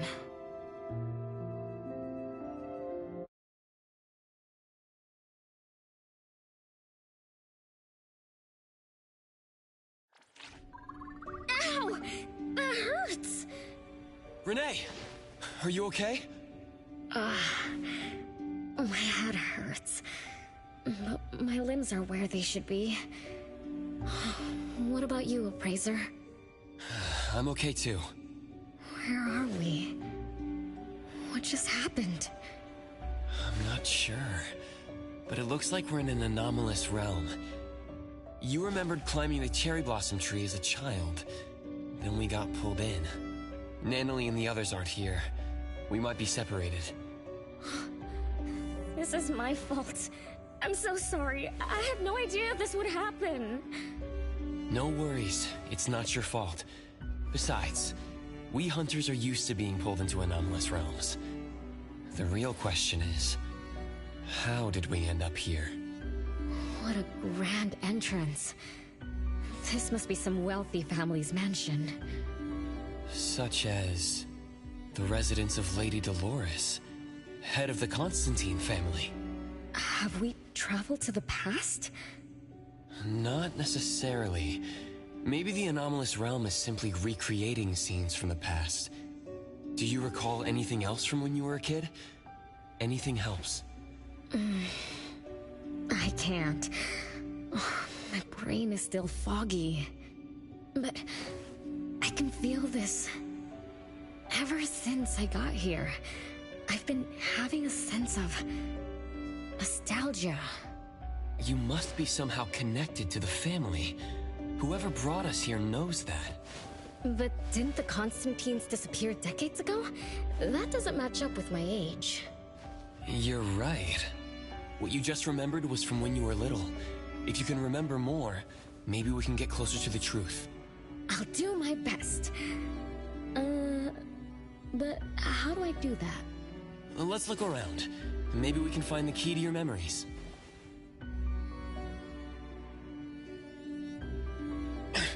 Strange. It won't budge. I'm feeling rather shut out. Is this really a door? It feels so strange. Maybe it needs to be opened from the other side? Maybe. Let's check over there.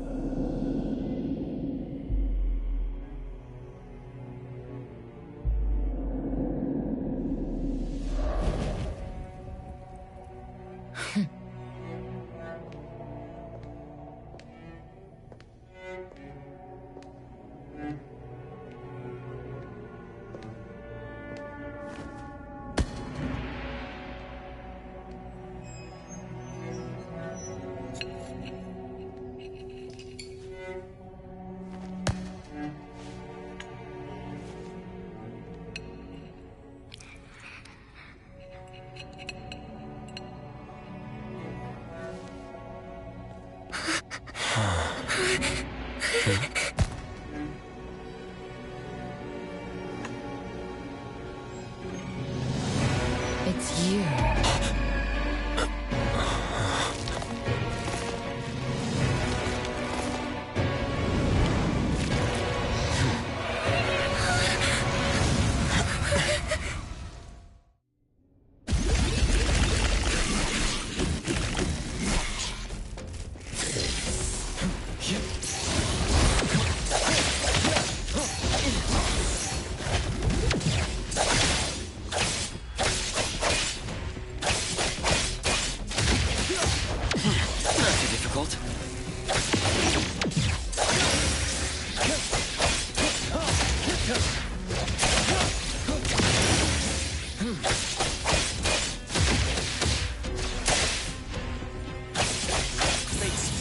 And fracture!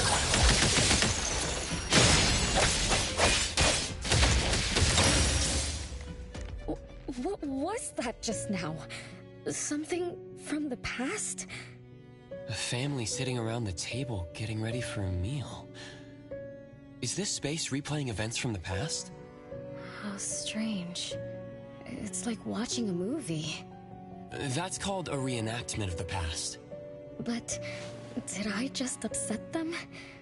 They don't seem too happy to see me. Don't worry about that. Anything can happen in an anomalous realm. In fact, hostile anomalies are rather common. Do you have memories of what we just saw? It somehow feels familiar. Especially with the person who lit the candle. But, I'm not sure. That lady... If she's from a memory, how could she make eye contact with us who were in the present? Am I just overthinking? 1 o'clock? It's 1 o'clock already? Bell chimes? When the debt collector appeared, it also sounded like this. Could this be related to the rules it follows? Let's go check the entrance hall. Oh, impressive! Classy! Great taste. That's how big families do it. If only the base of the Kalujis were as fancy as this. Well, we could definitely do without the curse. Do you think Renee and the appraiser already went ahead of us?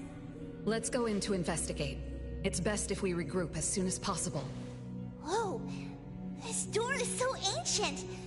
It's not going to fall apart if I push it, right? An old, ruined mansion that suddenly appeared, long neglected and unmaintained. Could this be how the Constantine family mansion looks now? The desolation we just saw could be an illusion to hide this place. That makes sense. And then Renee dispelled the illusion. She must be part of this family. In other words, the master of the family returns. An old mansion abandoned for decades. I better be careful. I won't be able to pay for damages if I break anything historical. Yeah, we're inside an anomalous realm. Be careful. Alright then, let's be gentle. Hello there!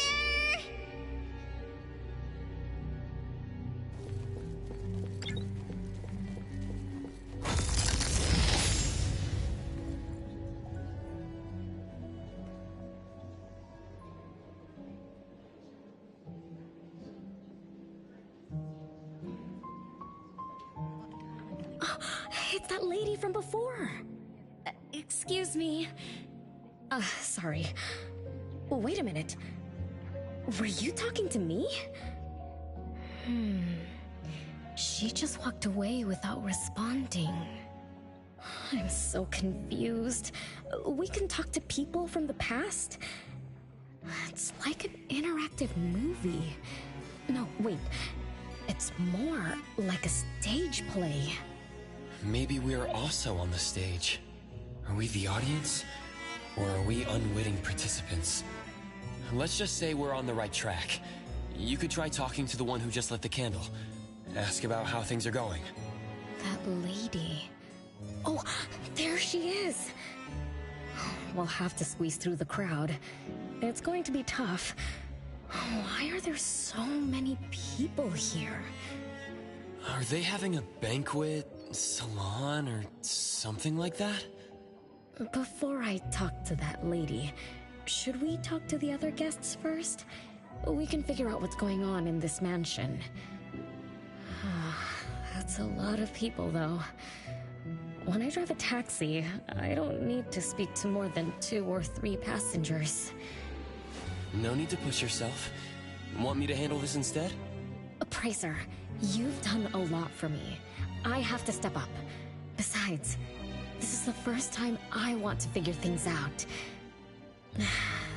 These are probably things I never should have forgotten.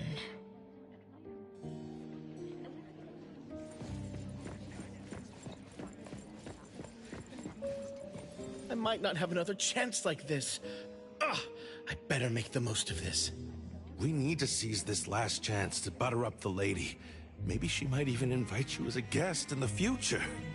Oh, don't even think about it. Look at all these people. Everyone is trying hard to impress her.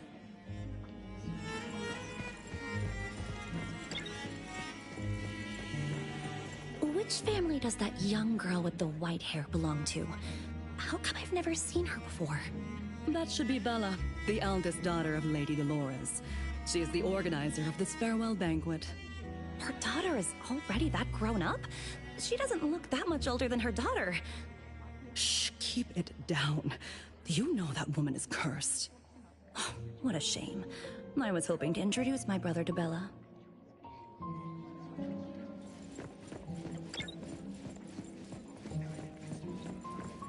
The salon has been running just fine. Why is it getting cancelled? Apparently the lady wants to focus on family affairs, so she's withdrawing from the social circles of the nobility. Such a shame. Dolores has an amazing chef and the finest wine I have ever had the honor to taste. Dolores is also the most gracious hostess. Always generous when she lends out money.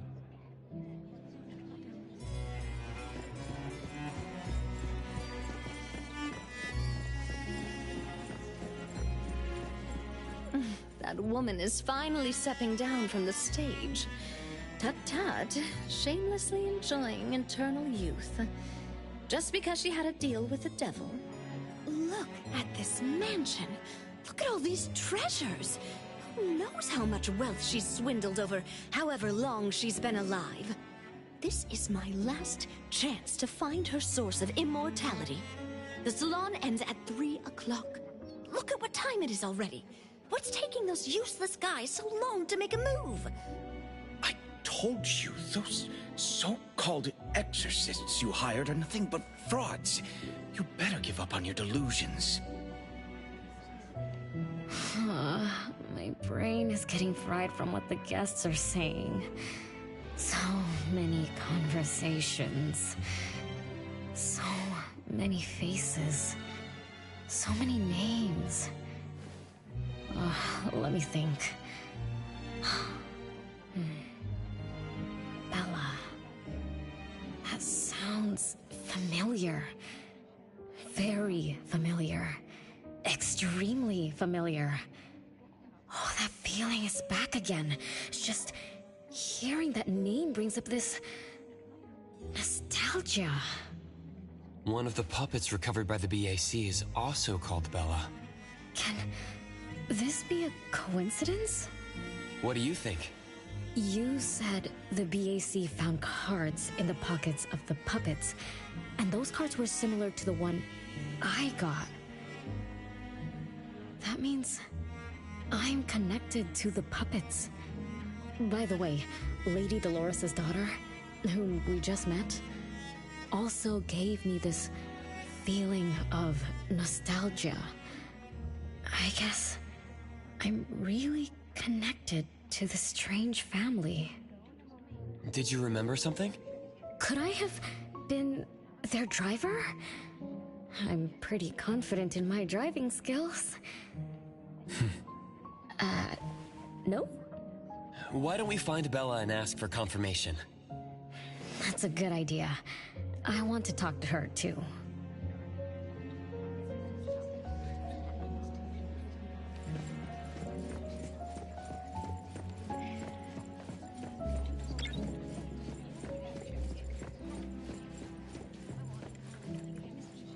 Renee, this isn't a place for kids. Huh? Bella? You know me? Child, I'm your older sister. Remember, you should address me in a formal manner. I can't believe I have to tell you this. Mother has indeed spoiled you. Sister? My big sis? Why are you so confused? Oh, did you oversleep again? Mother warned us not to interrupt her salon, but you just had to go see what's going on. Like the time you hid in that cabinet to peek through. You ended up very disappointed, remember? You said adult social gatherings were boring, so you dozed off. You fell asleep in that cramped cabinet. When you woke up, you were so groggy that you forgot where you were and what you were doing. And then you woke up, but someone had shut the cabinet door, leaving you in a dark, cramped space. You snapped and started to cry. Desperate to escape, you threw yourself against the cabinet door. That day, every guest witnessed the extraordinary commotion you caused.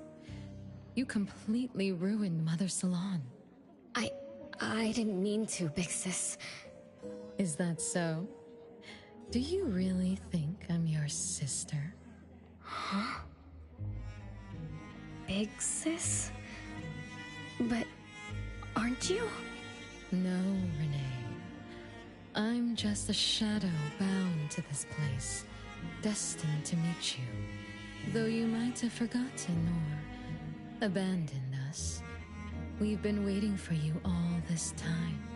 We've been waiting to relive these moments with you. So, I really am part of the Constantine family?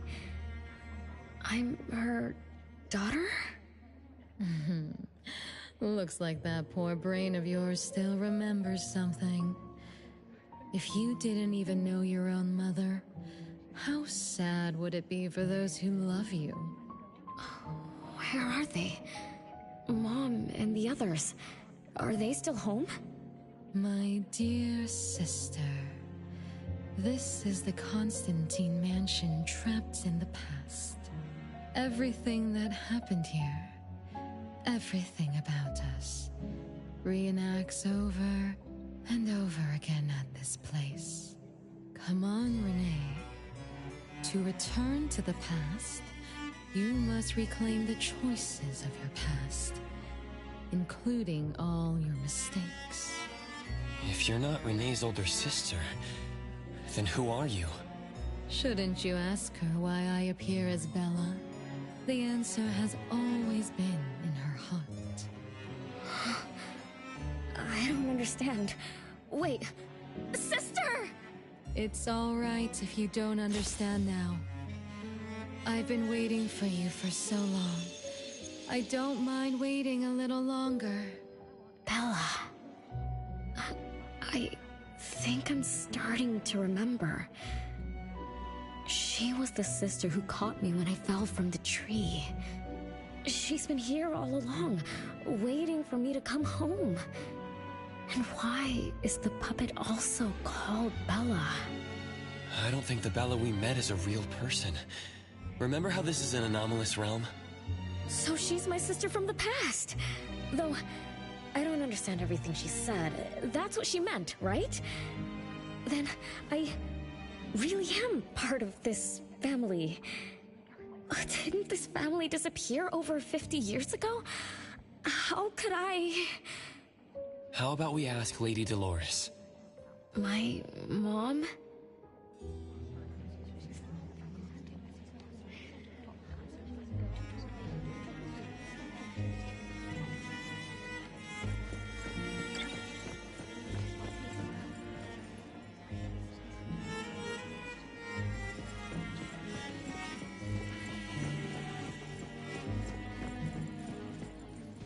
Hello, can I pass through?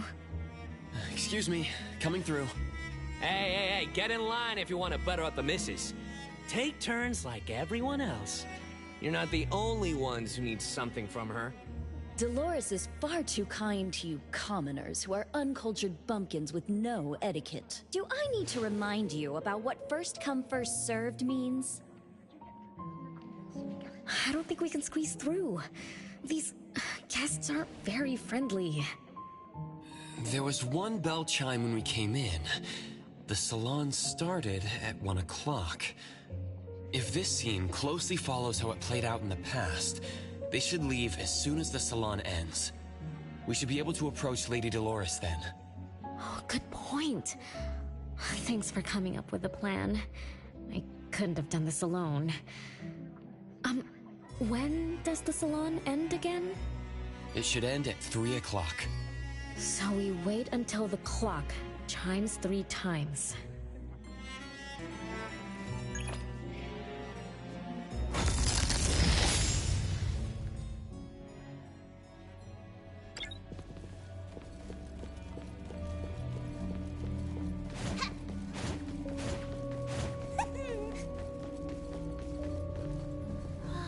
What a beautiful clock!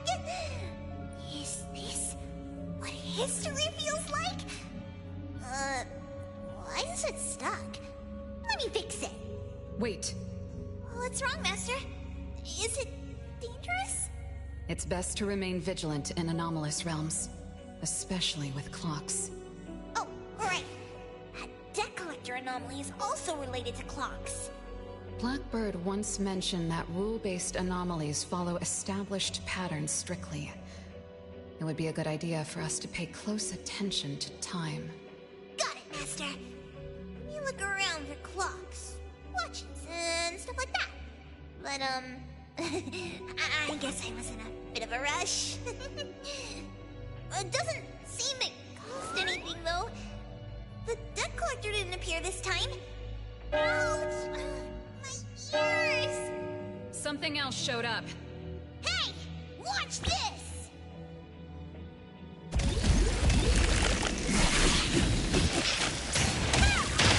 Nice work. No mercy.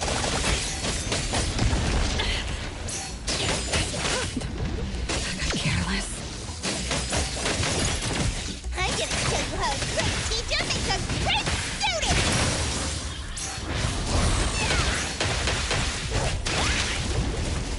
Just a tickle.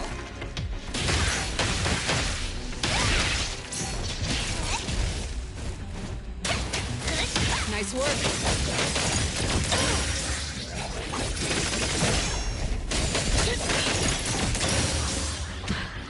No problem.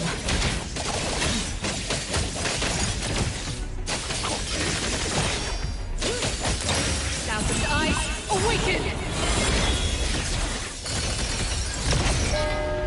It's 3 o'clock now. The debt collector shows up every night at 9 o'clock to attack Renee. Until then, let's try to figure out what rules the debt collector follows.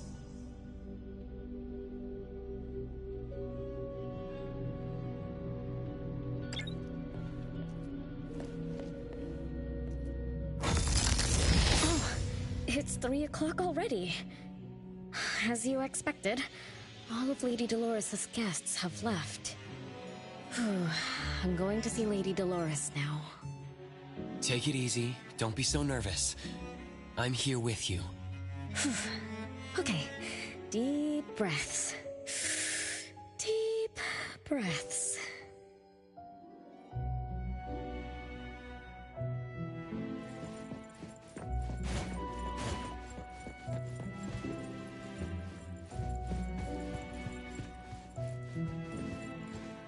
Lady Dolores.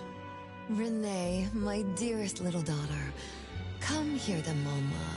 No need to hide anymore. The troublesome people are all gone now. Mom? Are you angry with me?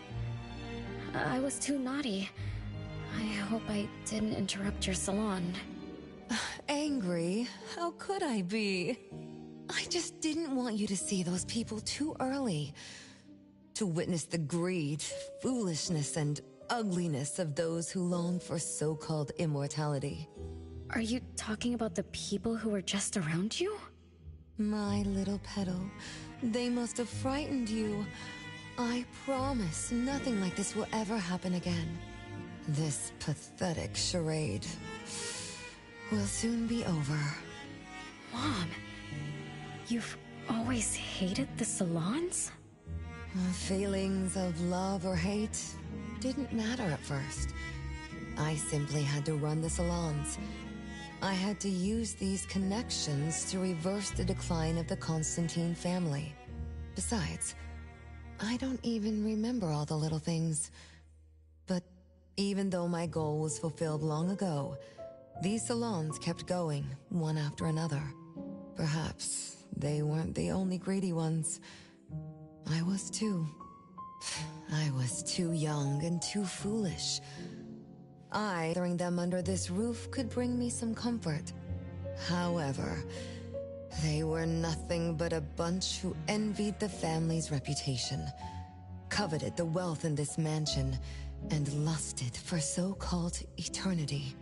After a while, I came to see them as nothing more than greedy beasts, scrambling for scraps and pandering jesters making fools of themselves. I guess they sufficed as entertainment. I don't get it. It's okay if you don't understand. Mother promises that you, my little petal, will never need to understand this. These troubles will never bother you again. Mom, are you not hosting salons anymore? Whatever I sought in those salons was a mistake from the start. I must correct this mistake.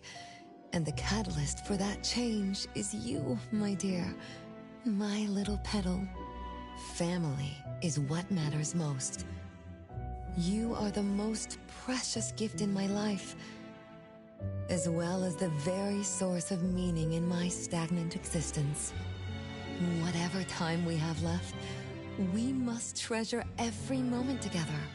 From now on as our family lives together in harmony, a moment of happiness with family is worth more than an eternity in solitude, even if it's just for a brief moment. Mom, wait! Little Renee, what would you choose between an eternity in solitude or a moment of happiness? Big Sis! You appeared out of nowhere. That was spooky. Oh, wait. What did Mom mean? And the rumors about the family. Is Mom cursed with eternal life? But how can eternal life be a curse? Isn't it great to live forever? So that's your answer. Well, having something is better than having nothing, and having more is better than having less. Right? Like, if you have endless time, couldn't you do as many things as you wanted? If I had eternal life, I wouldn't know what I wanted. And I wouldn't know what I could do. I wouldn't even remember what I've ever done. This is my life right now. All this time. What have I been living for? Days with nothing to do. With no meaning. And with no end in sight. So that's why it's a curse. Poor Petal. It seems that even after forgetting us, you still haven't found what you desire. Or was the kind of happiness you were looking for nothing but drifting through life in a daze, barely conscious? No, I didn't forget you on purpose, Big Sis. It's not like that. Little one, you self-contradict and don't act as you say. But I believe you, because you've already paid the price. Just like your first answer, you made a choice before. That choice allowed you to return here by yourself, but it also made you forget everything. including us. You're saying Renee chose eternal life, like Lady Dolores. What do you mean? Me? Eternal life? No way. Did I? But what about you, Pixis? Mom? Are you all alive? At least you weren't made into puppets. Thank goodness. Renee, you basically forgot everything about us. Mother, the one who gave us life, loved you so much. She used a picture of you as her bookmark. When she read before bedtime, her gaze would always drift towards your smiling face. Every little thing about you, your quirks, your habits, your childish nonsense, she remembered it all. You were the only one she had in her eyes and in her heart, as if the rest of us didn't even exist. And we are the same way too. Mother, Elliot, Teresa, everyone is waiting for you. Won't you come see them? Mom? And the other siblings? Everyone's waiting for me? The cherry tree Mother planted in the courtyard is bathing in sunlight and in full bloom. Time has come to a standstill, and moments of happiness place over and over again.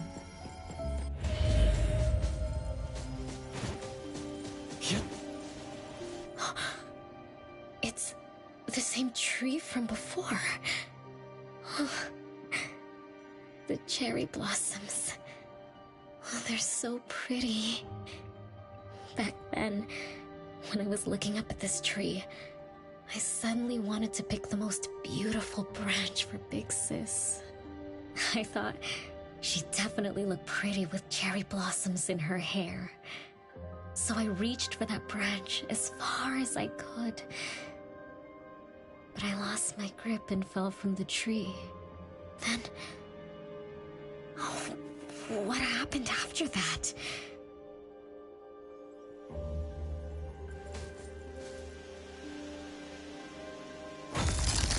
This is the crooked tree we saw when we first got here. The flowers have withered. Just like the fate of the Dolores family. Be careful. Looks like we're not the only ones here for the flowers.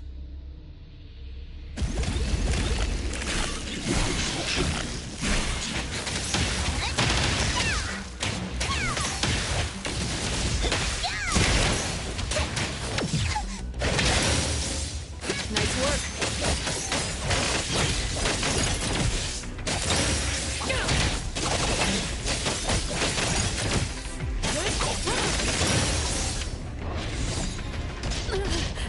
I'm gonna show you how.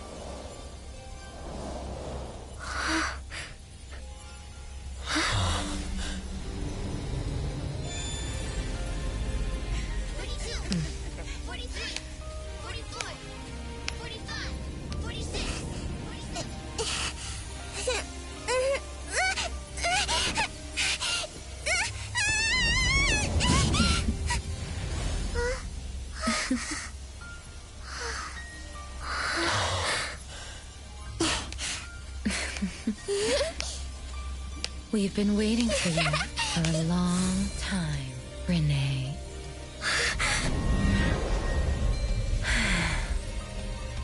Do you remember the reason we were born? And the purpose we must serve?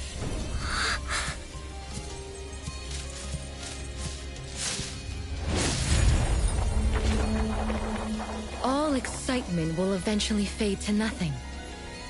Mother has long grown tired and numb to it all. After enduring long and lonely times, a wish began brewing in her heart. We thus awoke to the blazing call of Mother's heart and came to her side. We swore with our very existence that Mother would never be alone again. Surrounded by her children, Mother found the companionship and happiness she had longed for. But she didn't stop. She kept yearning for more. Because we weren't able to satisfy Mother's deepest wishes in her heart. However, our Mother's wish was never fulfilled, and that day will never come. The last child to wake up, the most beloved of all, brought nothing to Mother and this family but curses, betrayal, and destruction. And now, she's back.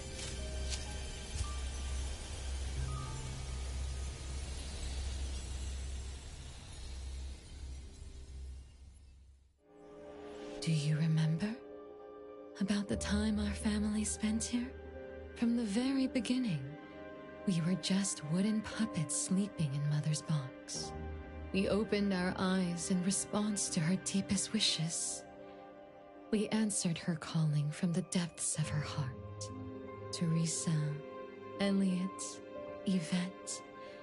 One by one, the children woke up and gave everything they got to put a smile on Mother's face. Those names are the same as the puppets found by the Bureau. This was Mother's miracle. She gave life to the wooden bodies of her puppet children. All of us shared Mother's gift of eternity. In return, we brought her laughter and companionship. The happy time seemed to last forever, but Mother still felt lonely. She was still yearning for more. As long as Mother's wish remained unfulfilled, more children would continue to come to her side. And you, little Renee, are the last child to receive her favor, and the one she treasures most. So, we used to be puppets, and I woke up because of Mom's magic. That must be the Esper ability of Lady Dolores. Our existence, our calling, and our purpose, everything was dedicated to Mother. Thank you for helping me remember all of this, Big Sis. Unfortunately, you abandoned all of our duties. You betrayed us and committed an unforgivable sin. Sin? I don't get it. You forgot your family. You even forgot the sins you committed. But that's okay. I'll make you remember everything. That's exactly why I am here. The sin is recorded on Mother's registry in the study. Won't you go see for yourself? You could give us a better explanation. Everything started because of you. My ignorant little sister. Oh, wait a minute. Don't leave me, sis! Renee, you're remembering something, right? Just like what Bella said. We're all puppets that woke up in response to Mom's wishes. We exist to keep Mom company. I remember many, many things now. I had tea with my siblings. We also played hide and seek at home. But Mom, our beloved Mom, where is she now? Why am I the only one alive by myself? Where did they all go? We'll have to check the study. What's going on? I have no memory of that place. But feel scared.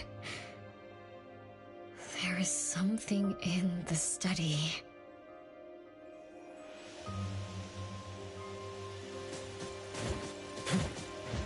The wind's just right.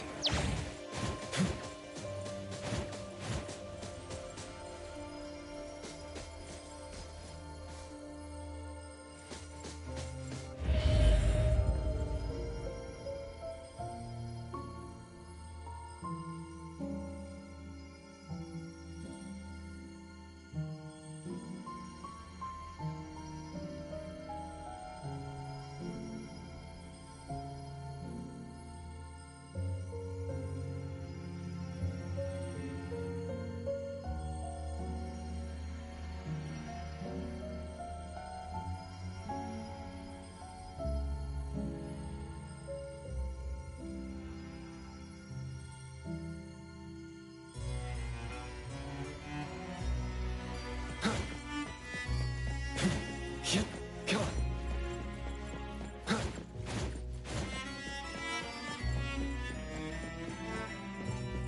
Come on. Hit. Come on.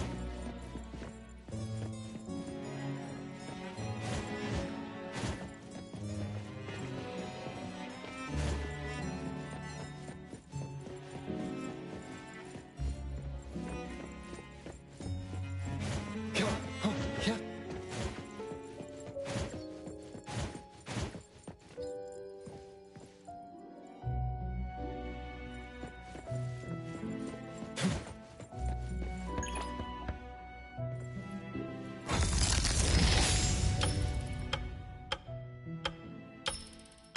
There's no way a crappy door can stop Master and the Ichidaime!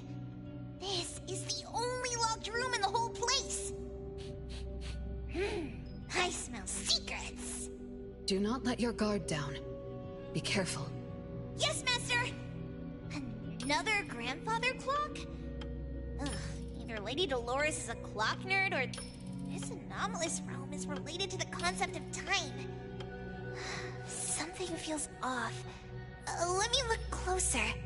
Wait, Nanalie. It's the anomaly that attacked Renee. I think it doesn't want to hurt us.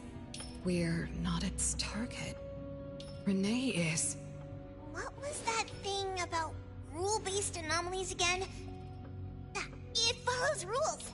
It only starts moving at exactly 9 o'clock, and its target is just Renee. You're right. Even if we attack it now, it'd likely be as futile as last night. If Blackbird is right, it only nullifies itself after completing its mission. It's getting closer to 9 o'clock. We need to find Renee as fast as we can.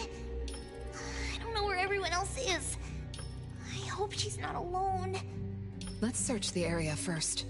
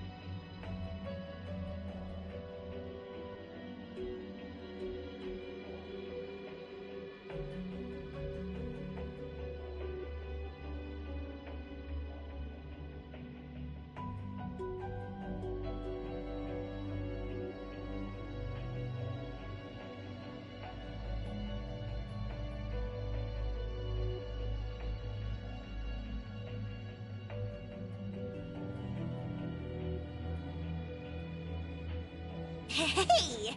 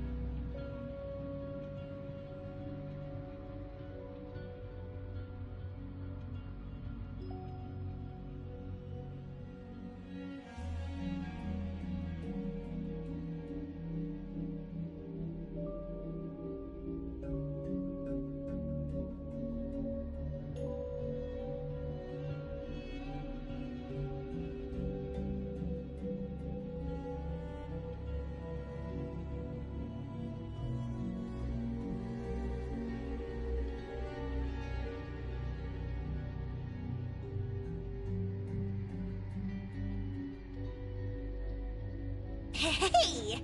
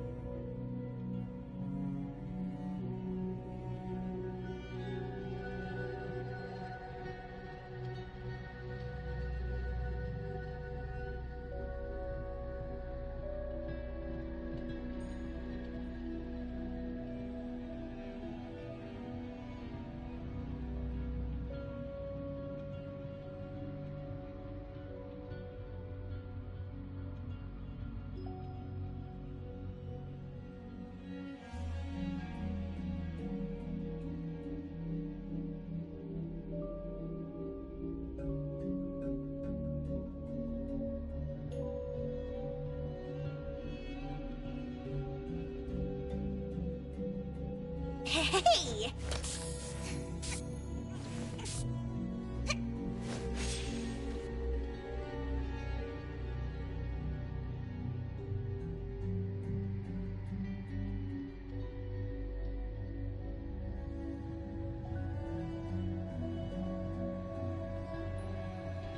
Hey!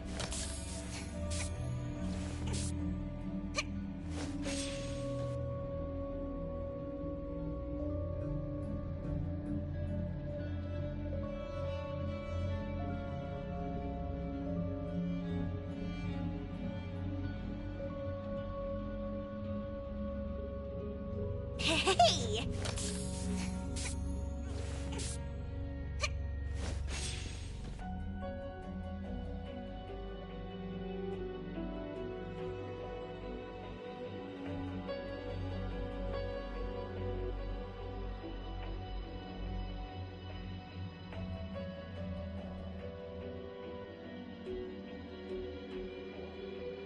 Hey!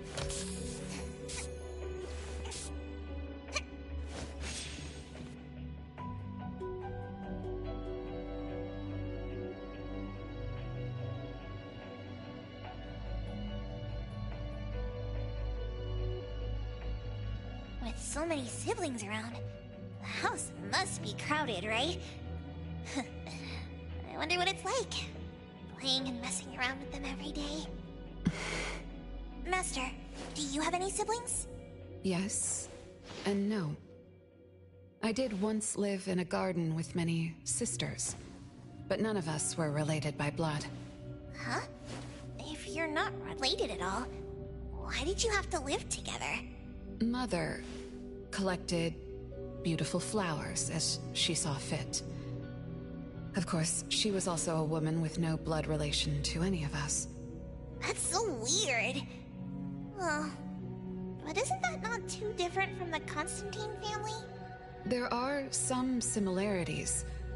But knowing the Constantines, I find it somewhat ironic that our mother and Dolores are complete opposites. I can sense Lady Dolores' sincere feelings as she cared for her children. Though they are puppets, she treated them as real children. In contrast, the other mother simply manipulated the children she collected into decorative pieces for her own fancy. Master, I don't know what was going on, but I'm glad that you got out of the garden. I think so too.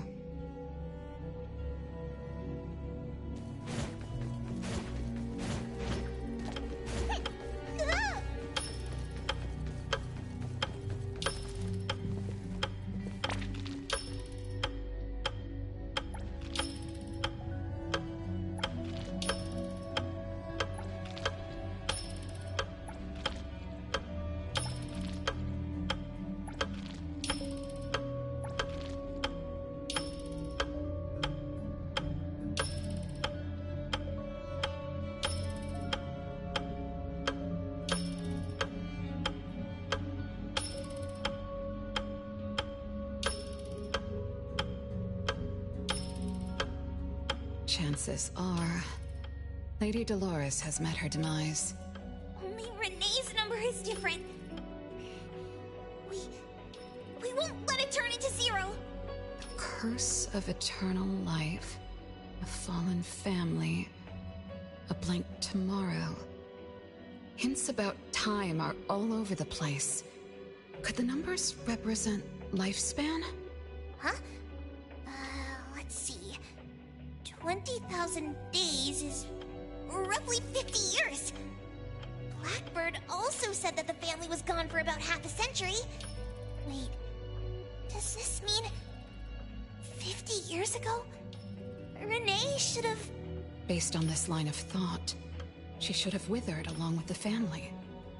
But for some reason, Renee still exists in this world. So as the days go by, she's just... racking up life debt? If the debt collector abides by the laws of nature, then I believe you're right. All creatures abide by the laws of nature. Birth, aging, sickness, and death. Those who defy them must pay a price. Even espers with near infinite lifespans pay a price when they gain their abilities. Renee, what price did you have to pay? Why did your life freeze 50 years ago, instead of reach its end? The debt collector must be hunting you because the laws of nature require your removal. So the puppets at the Bureau, they were Renee's family? Removed by the debt collector? Master, what should we do?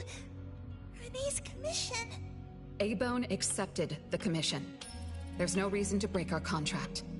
I'll do my best.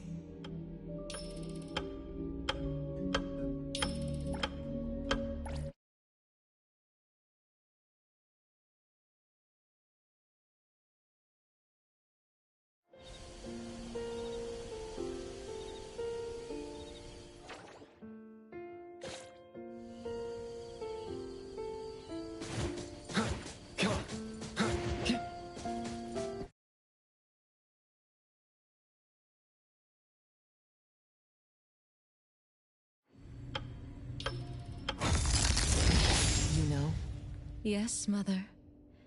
Even though you never allowed us to enter the study and never let us touch the registry, I understand. All the siblings, except for Renee, can hear the approaching footsteps of death. Each day we spend with you brings us one day closer to the end. Each day we dispel your solitude takes away another day from us. Isn't that so? It shouldn't be like this. As your creations, we are willing to warm your empty heart forever and bring you to the happiness you long for until you no longer need us. But she ruined all of this. When she was born, that cursed registry appeared in our home. Our names were written on its pages, and with them, numbers marking our precious days remaining in the world, slipping away with each sunrise. When Renee was born along with the curse, we realized the countdown began to tick steadily, and we knew all too well that our magic will fade away. There aren't many remaining days for us to serve you. In our final moments, we want to do everything we can to make you happy. But Mother, we don't understand. Why are your eyes solely fixed on Renee? Teresa planted exotic flowers. Elliot made sweets to your taste. Yvette designed and tailored clothes. We gave it all to win a smile from you. Yet what we receive is but a blind eye. Renee is the worst of us all. Always noisy, endlessly crying, habitually screaming, and forever demanding of your attention like any other selfish child. Is that how that child expresses affection? Or do you find love or joy in her tantrums? We don't understand, but we do know one thing. That selfish child never loved her older siblings, despite all the care we gave her. Does she even see herself as part of the family? Or perhaps, being as cursed as she is, her only purpose is to destroy us. None of that matters. But your name also appeared on the registry. Does that not matter at all? The youngest daughter that you love most declared the end of your life. Because of our existence, the numbers on the registry representing your life are depleting. When the numbers reach 0, we will fall asleep with nothing left but gratitude. Fortunately, even when the numbers reach 0, you won't pass away. You were long banished from this world by that thing. You have never lived in the present. Even when the clock of fate dictated your end, as long as that thing offers you protection, you exist beyond the laws of nature. Yesterdays, todays, and countless tomorrows are all but the present to you, as you were forever frozen at that moment that thing took effect. Beyond that point, time no longer works on you. In the endless nightmares she brought upon us, this is the only thing we are thankful for. The malicious curse will never harm you. But even so, I won't forgive that child. Ever. Bella, managing family affairs has drained you. I'm tired too. Doesn't someone need to spend time with that child later? I understand. As you wish, Mother. As long as this makes you happy and fulfills your final wish, we'll maintain the facade of harmony until that child's curse destroys us all. No. That can't be right. Did I curse my own family? Am I the bane of my family, causing its ruin? Did I steal Mom's love away from the other siblings? Did I even take away their lives? Look at you, denying that you ruined everything. Exactly like before. It shouldn't be like this. You're right, sis. Why me? I love you all from the bottom of my heart. Do you all hate me? If that's true, why were you waiting under the tree to catch me? Love-hate relations in this family are more complicated than you can imagine. But no matter how much you doubt it, you can't deny that everyone here has done so much for you. Teresa prepared gardening tools and took you to plant Mother's favorite flowers to surprise her. But what did you do? You barely scooped some dirt before rushing to Mother for praise. When Mother saw the cuts on your hands from fooling around, she scolded Teresa for giving you hard work. You ran around Elliot each day, saying you desperately wanted to grow as tall as he was. So he managed your diet and made sure you drank milk.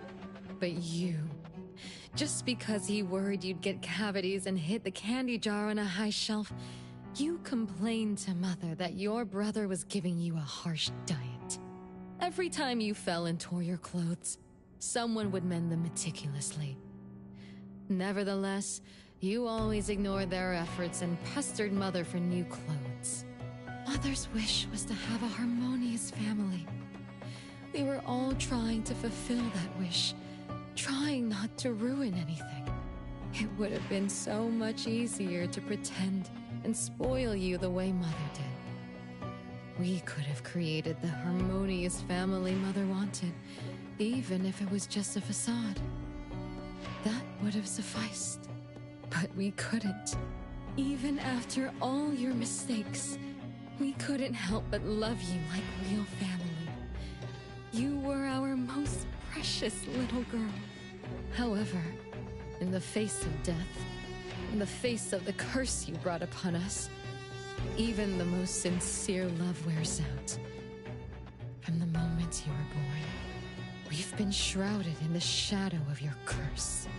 The most unforgivable thing is, Mother, she who brought us into the world, was the one to pay the ultimate price. Look, it's playtime again. Your favorite game of hide and seek. You were always the worst at hiding. Anyone could find you easily. You were bad at hiding, but worse when you were it. Once, you turned the house upside down and still couldn't find anyone. I remember. It was getting late, but the house was so quiet, so empty. I remembered the ghost stories you told me. I suddenly felt the paintings were staring at me, and the tables and chairs were slowly moving. I thought you left me behind. You finally remembered. But now, looking at it, the opposite is true. You're the one who abandoned us. When you started wailing that day, we came out of our hiding places. Do you remember what we told you? We are a family, and we'll always be together. That's right. Good girl. Time is up for hide and seek. Once again, you're all alone. Come find us. I'll be... it? This time, you have to find all of us. We'll be waiting for you.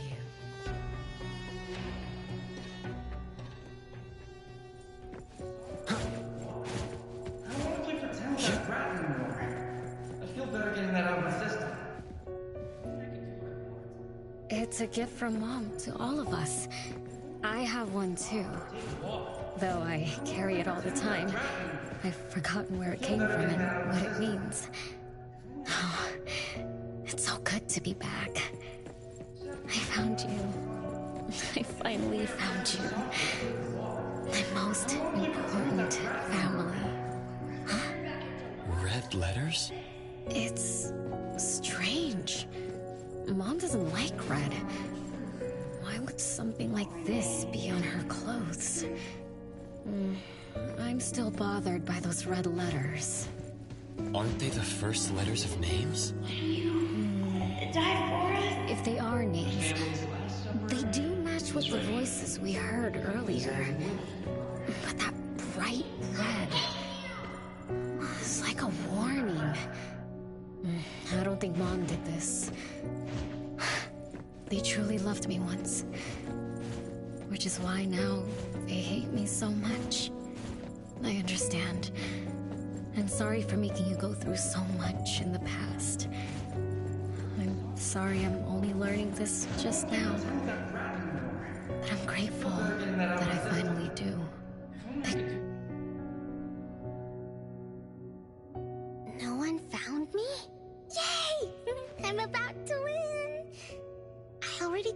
you I'd win this time. No one will think Renee is hiding here. It's Renee's secret hideout. What's that? Me? I thought we were it, so we can find my siblings. But why is my childhood self here? Back then, who was actually it? Was it Mom? Wait a second. Are we really seeing the past? I think so. I do remember something like that happened when I was a kid, but I only remembered part of it. What we saw should be the whole thing. Are you really sure this is the whole thing? At least, that really happened. Every small thing I remember confirms that they were real. So those words, all those hurtful words, they were real too. Is that right? Something doesn't add up. Please, follow me. That's my hideout.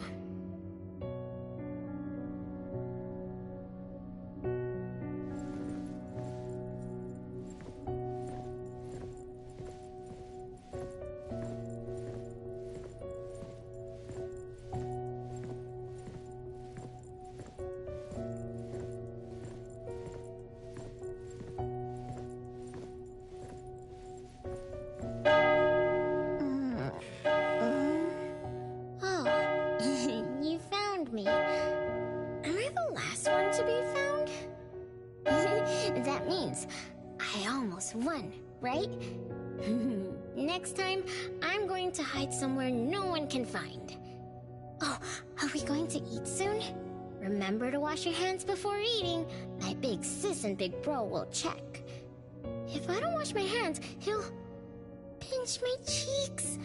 He always says my cheeks are like the softest dough. He only says that because he wants to pinch them. I'm going back now. Is this the last puppet? No. The last one is here. Look, another letter. R. I've always carried this puppet around. Why is there a red letter etched to it too? It must mean... You finally arrived, Renee. Yes. Big sis, I'm back. But you still don't understand. All you did was watch a replay of how our family met our demise. You must have enjoyed how we cursed ones relive our miseries day after day. No, Big Sis, that's not true. The audience, forgetting they were part of the play, denies their sins.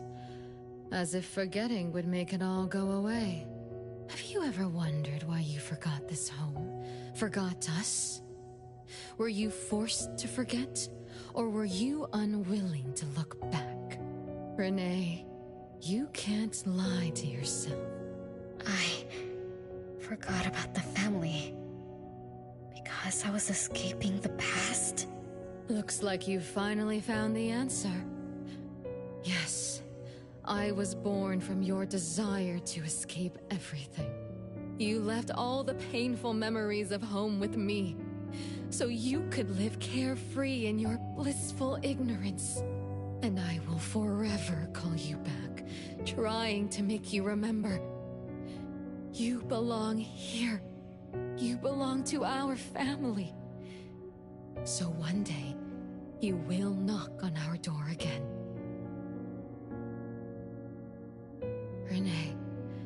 Renee, what feelings do you carry as you come home? Now that you remember what happened when we were children, now that you know of the curse you cast upon us, are you shaken? Do you even feel the slightest bit of guilt? You won't.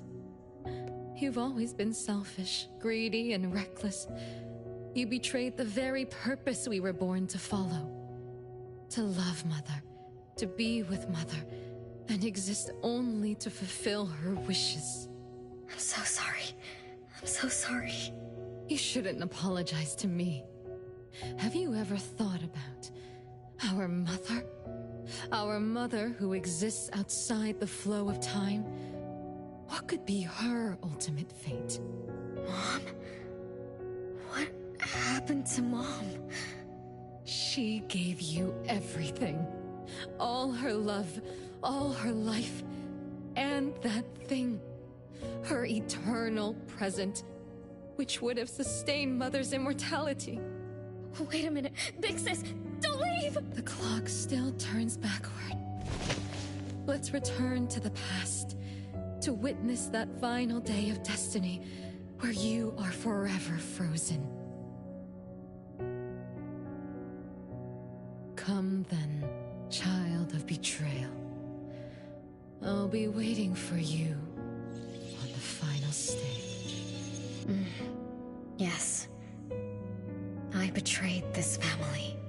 I lived in a daze. Left my family behind. Just to forget my own sins and escape from my endless guilt. That sin. An unforgivable betrayal. I lived for so long, without purpose. Until today. Renee? Look.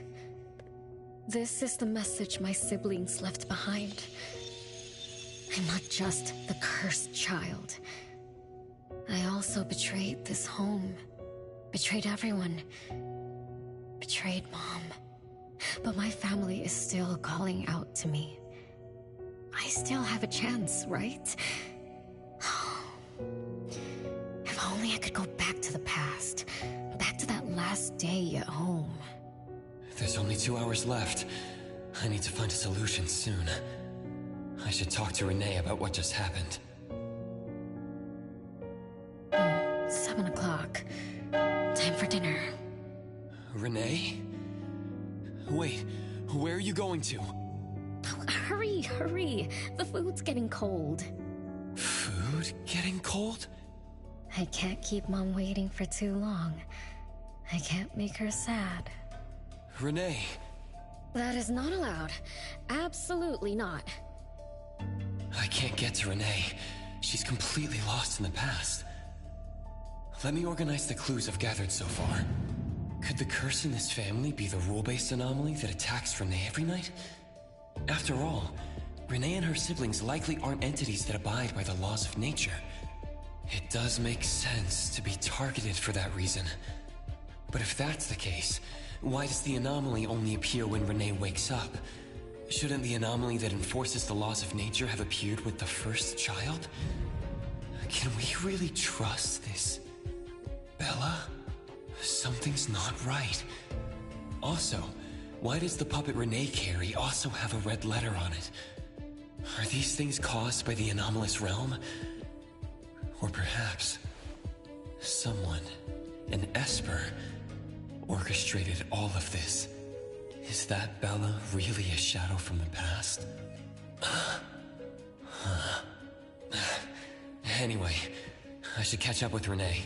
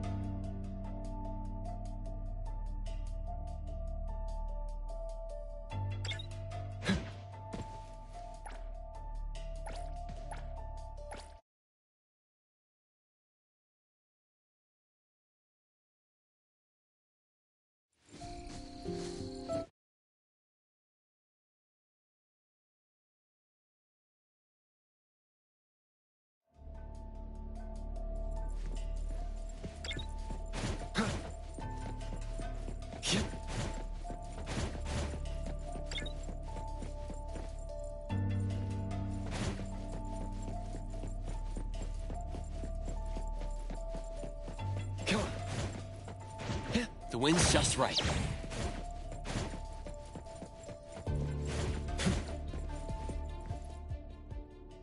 What's wrong, Renee? You haven't eaten much. Big Bro's cooking is great. I'm just not hungry. The Mighty King looks tired. He's not moving at all. And won't even sing anymore. Your little cricket? Yeah, my favorite one. Did the Mighty King die? He was still wiggling his whiskers around confidently yesterday.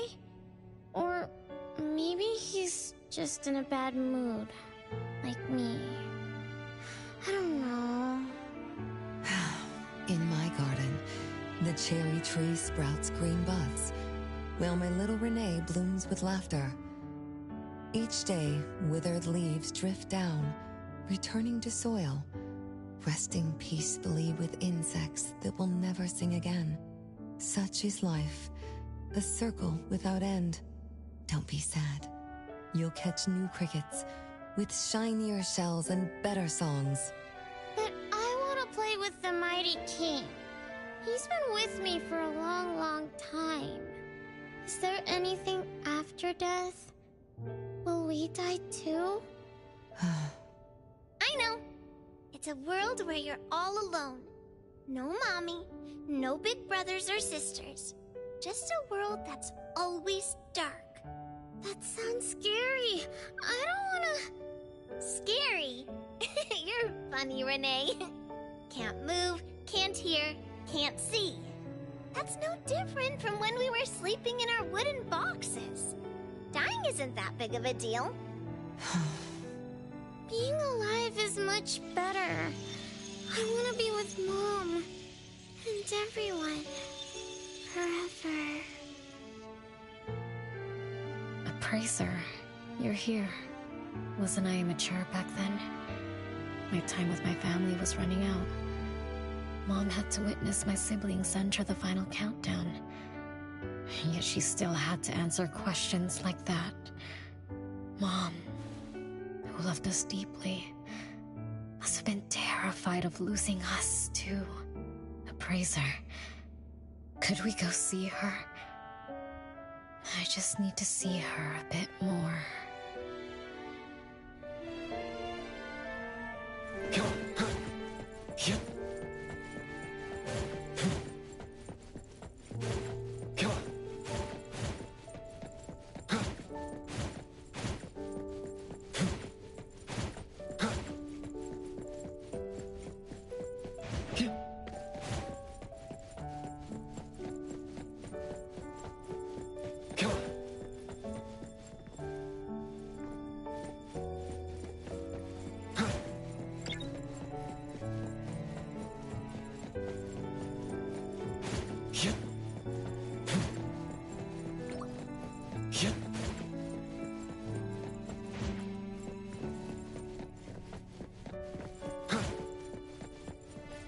It's way past your bedtime, little troublemaker. I can't sleep. Oh, still feeling sad about the Mighty King? Bella told me I'd feel better if I cry.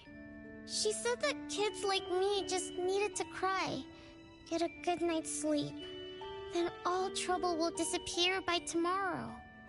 She said that no matter how sad she felt, she could never cry. So she was jealous that I could. Why can't Bella ever cry? Mama is the same. Huh? Why?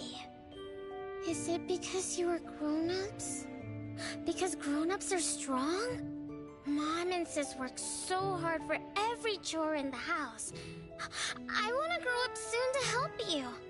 I'll grow as tall as Mom wants. Oh, if you want to grow tall soon, you can't be picky about food. No, I don't want to eat green peas. All right now, Mama will tell you a story and put you to bed. You'll grow fast as long as you sleep, okay? Are you continuing yesterday's story? No, tonight I'm telling you a story that no one has ever heard before. Once upon a time, there was a carpenter living in the royal city. Her skill was beyond compare. People said she had the magic to breathe life into wood. If she wanted to, those lifelike puppets she created could become alive. The old carpenter loved crafting, but she was facing a most difficult challenge. As she grew older, her eyesight was no longer as sharp, and her hand that held the carving knife wouldn't stay still. Could that be the end? She remembered what people said about her. If she was as good as they say, couldn't she craft her own assistant? She made up her mind, then began to work. What should a perfect child, a real child, have? He should have the strongest body. The child was born. He was sturdy, yet nimble. And once his spring is sprung, he could run 2 laps in the royal city with no one able to keep up. Everyone congratulated the old carpenter, but she shook her head and said, "No, this isn't a real child." What should a perfect child, a real child, have?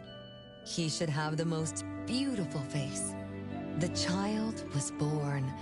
His beauty caught everyone's eyes. The king invited him to dance at the palace for foreign guests. Everyone congratulated the old carpenter, but she shook her head and said, "No, this isn't a real child." What should a perfect child, a real child, have? More puppets were born from the old carpenter's hands. An entertainer who could make children burst into laughter. A grand magician with unpredictable tricks. But no, she shook her head and said, "No, these aren't real children." One night, the old carpenter sat at her workbench, designing the blueprints for her next child. All the puppets quietly stood by her. Suddenly she shivered. The window wasn't closed shut. The howling wind swept away all the warmth from the room. The old carpenter stood up to shut the window, then went to the fireplace for warmth. For a moment, she had an idea she didn't fully understand. Perhaps the dancing candlelight added some warmth to the puppets' faces. She realized that puppets get cold too. The old carpenter took off her scarf and picked up the blanket from her lap. She made sure all the puppets were snug and warm, then went back to her table. Her pencil swooshed around as she began sketching. Soon, a puppet took shape on the paper. She picked up her knife and began carving on the most ordinary piece of wood. Soon enough, a new puppet was sitting on her workbench. There was nothing special about it, but the old carpenter let out a satisfied sigh, as if she completed a masterpiece. She leaned down to kiss the puppet's forehead gently, just like an ordinary goodnight kiss from a mother. Then did the same to the other ones. After that, the old carpenter went to bed and slept peacefully. The next morning, she woke up with someone kissing her forehead. She opened her eyes to find a child, a real child, smiling at her. Whoa. Why did the last puppet turn into a real child? What magic did the old carpenter use? What do you think? I understand. A little. But also don't get it at all. Is that so? It's okay. Oh, it's getting late. Good kids should be sleeping now.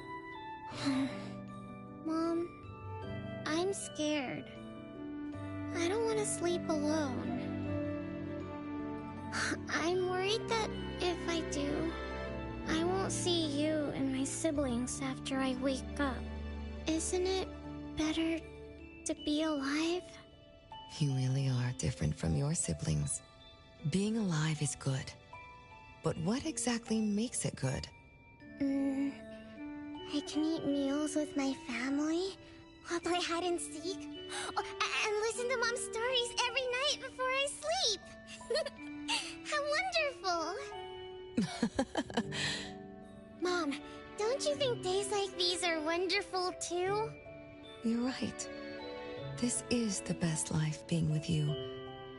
The best times in Mama's life is when I spend time together with you, my family. No, it's not. When I grow up and can do so much more, that's when it'll be Mom's best time. By then, I'll be so tall that Mom will be surprised.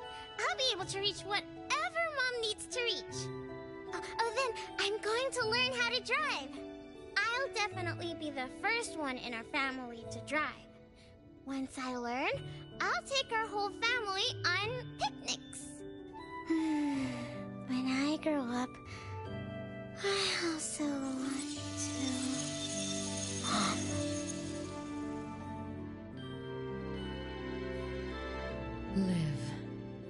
Live forever and ever. Do you remember now? That most selfish and greedy wish you made to our mother. With our death sentence, we should have turned back into puppets over 50 years ago. Have you ever wondered why you've been able to escape the debt collector until today? That's the secret that granted eternal life. The secret that froze Mother's body and soul at that very moment. And the price she paid for this eternal moment. Exiling herself out of the mortal world, living without worry or care, without joy or sorrow, without thought or feeling. She should have been enjoying her unmoving life, and we should have been nothing but puppets she made on a whim, with the sole purpose to serve as her children. All we had to do was live under Mother's roof, love her, be loyal to her, and fulfill all her wishes. It should have been that way. Even when faced with the registry, faced with the curse you invited, all we could do was to give everything we got, and do our best to fulfill our mission until the countdown ends. But what about you? You endlessly sought for Mother's attention, affection, and everything she could possibly give. Now tell me, on that final night, what did you wish from Mother? I told her I wanted to grow up fast. That's right, honest child. And then? So, Mom gave it to me. Her eternal present. No! It shouldn't be like this! I didn't know! What have I done? Renee, it's not like that. Yes, the eternal present that should have protected Mother is now in your eyes. You didn't just betray us, but also the person who loved you most. So tell me, how does that make you feel?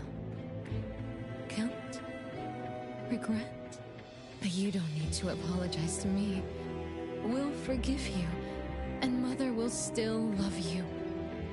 You're still our adorable little one, our innocent troublemaker. Forgive me? I can still earn your forgiveness? And Mom will also? Yes. As long as you give up the eternal present, cleanse yourself of your greed for life, we will forgive you for the sins you committed. Come, Renee, my sister. Come to us. We're all waiting on the other side to reunite with you, never to be separated again. Don't listen to her!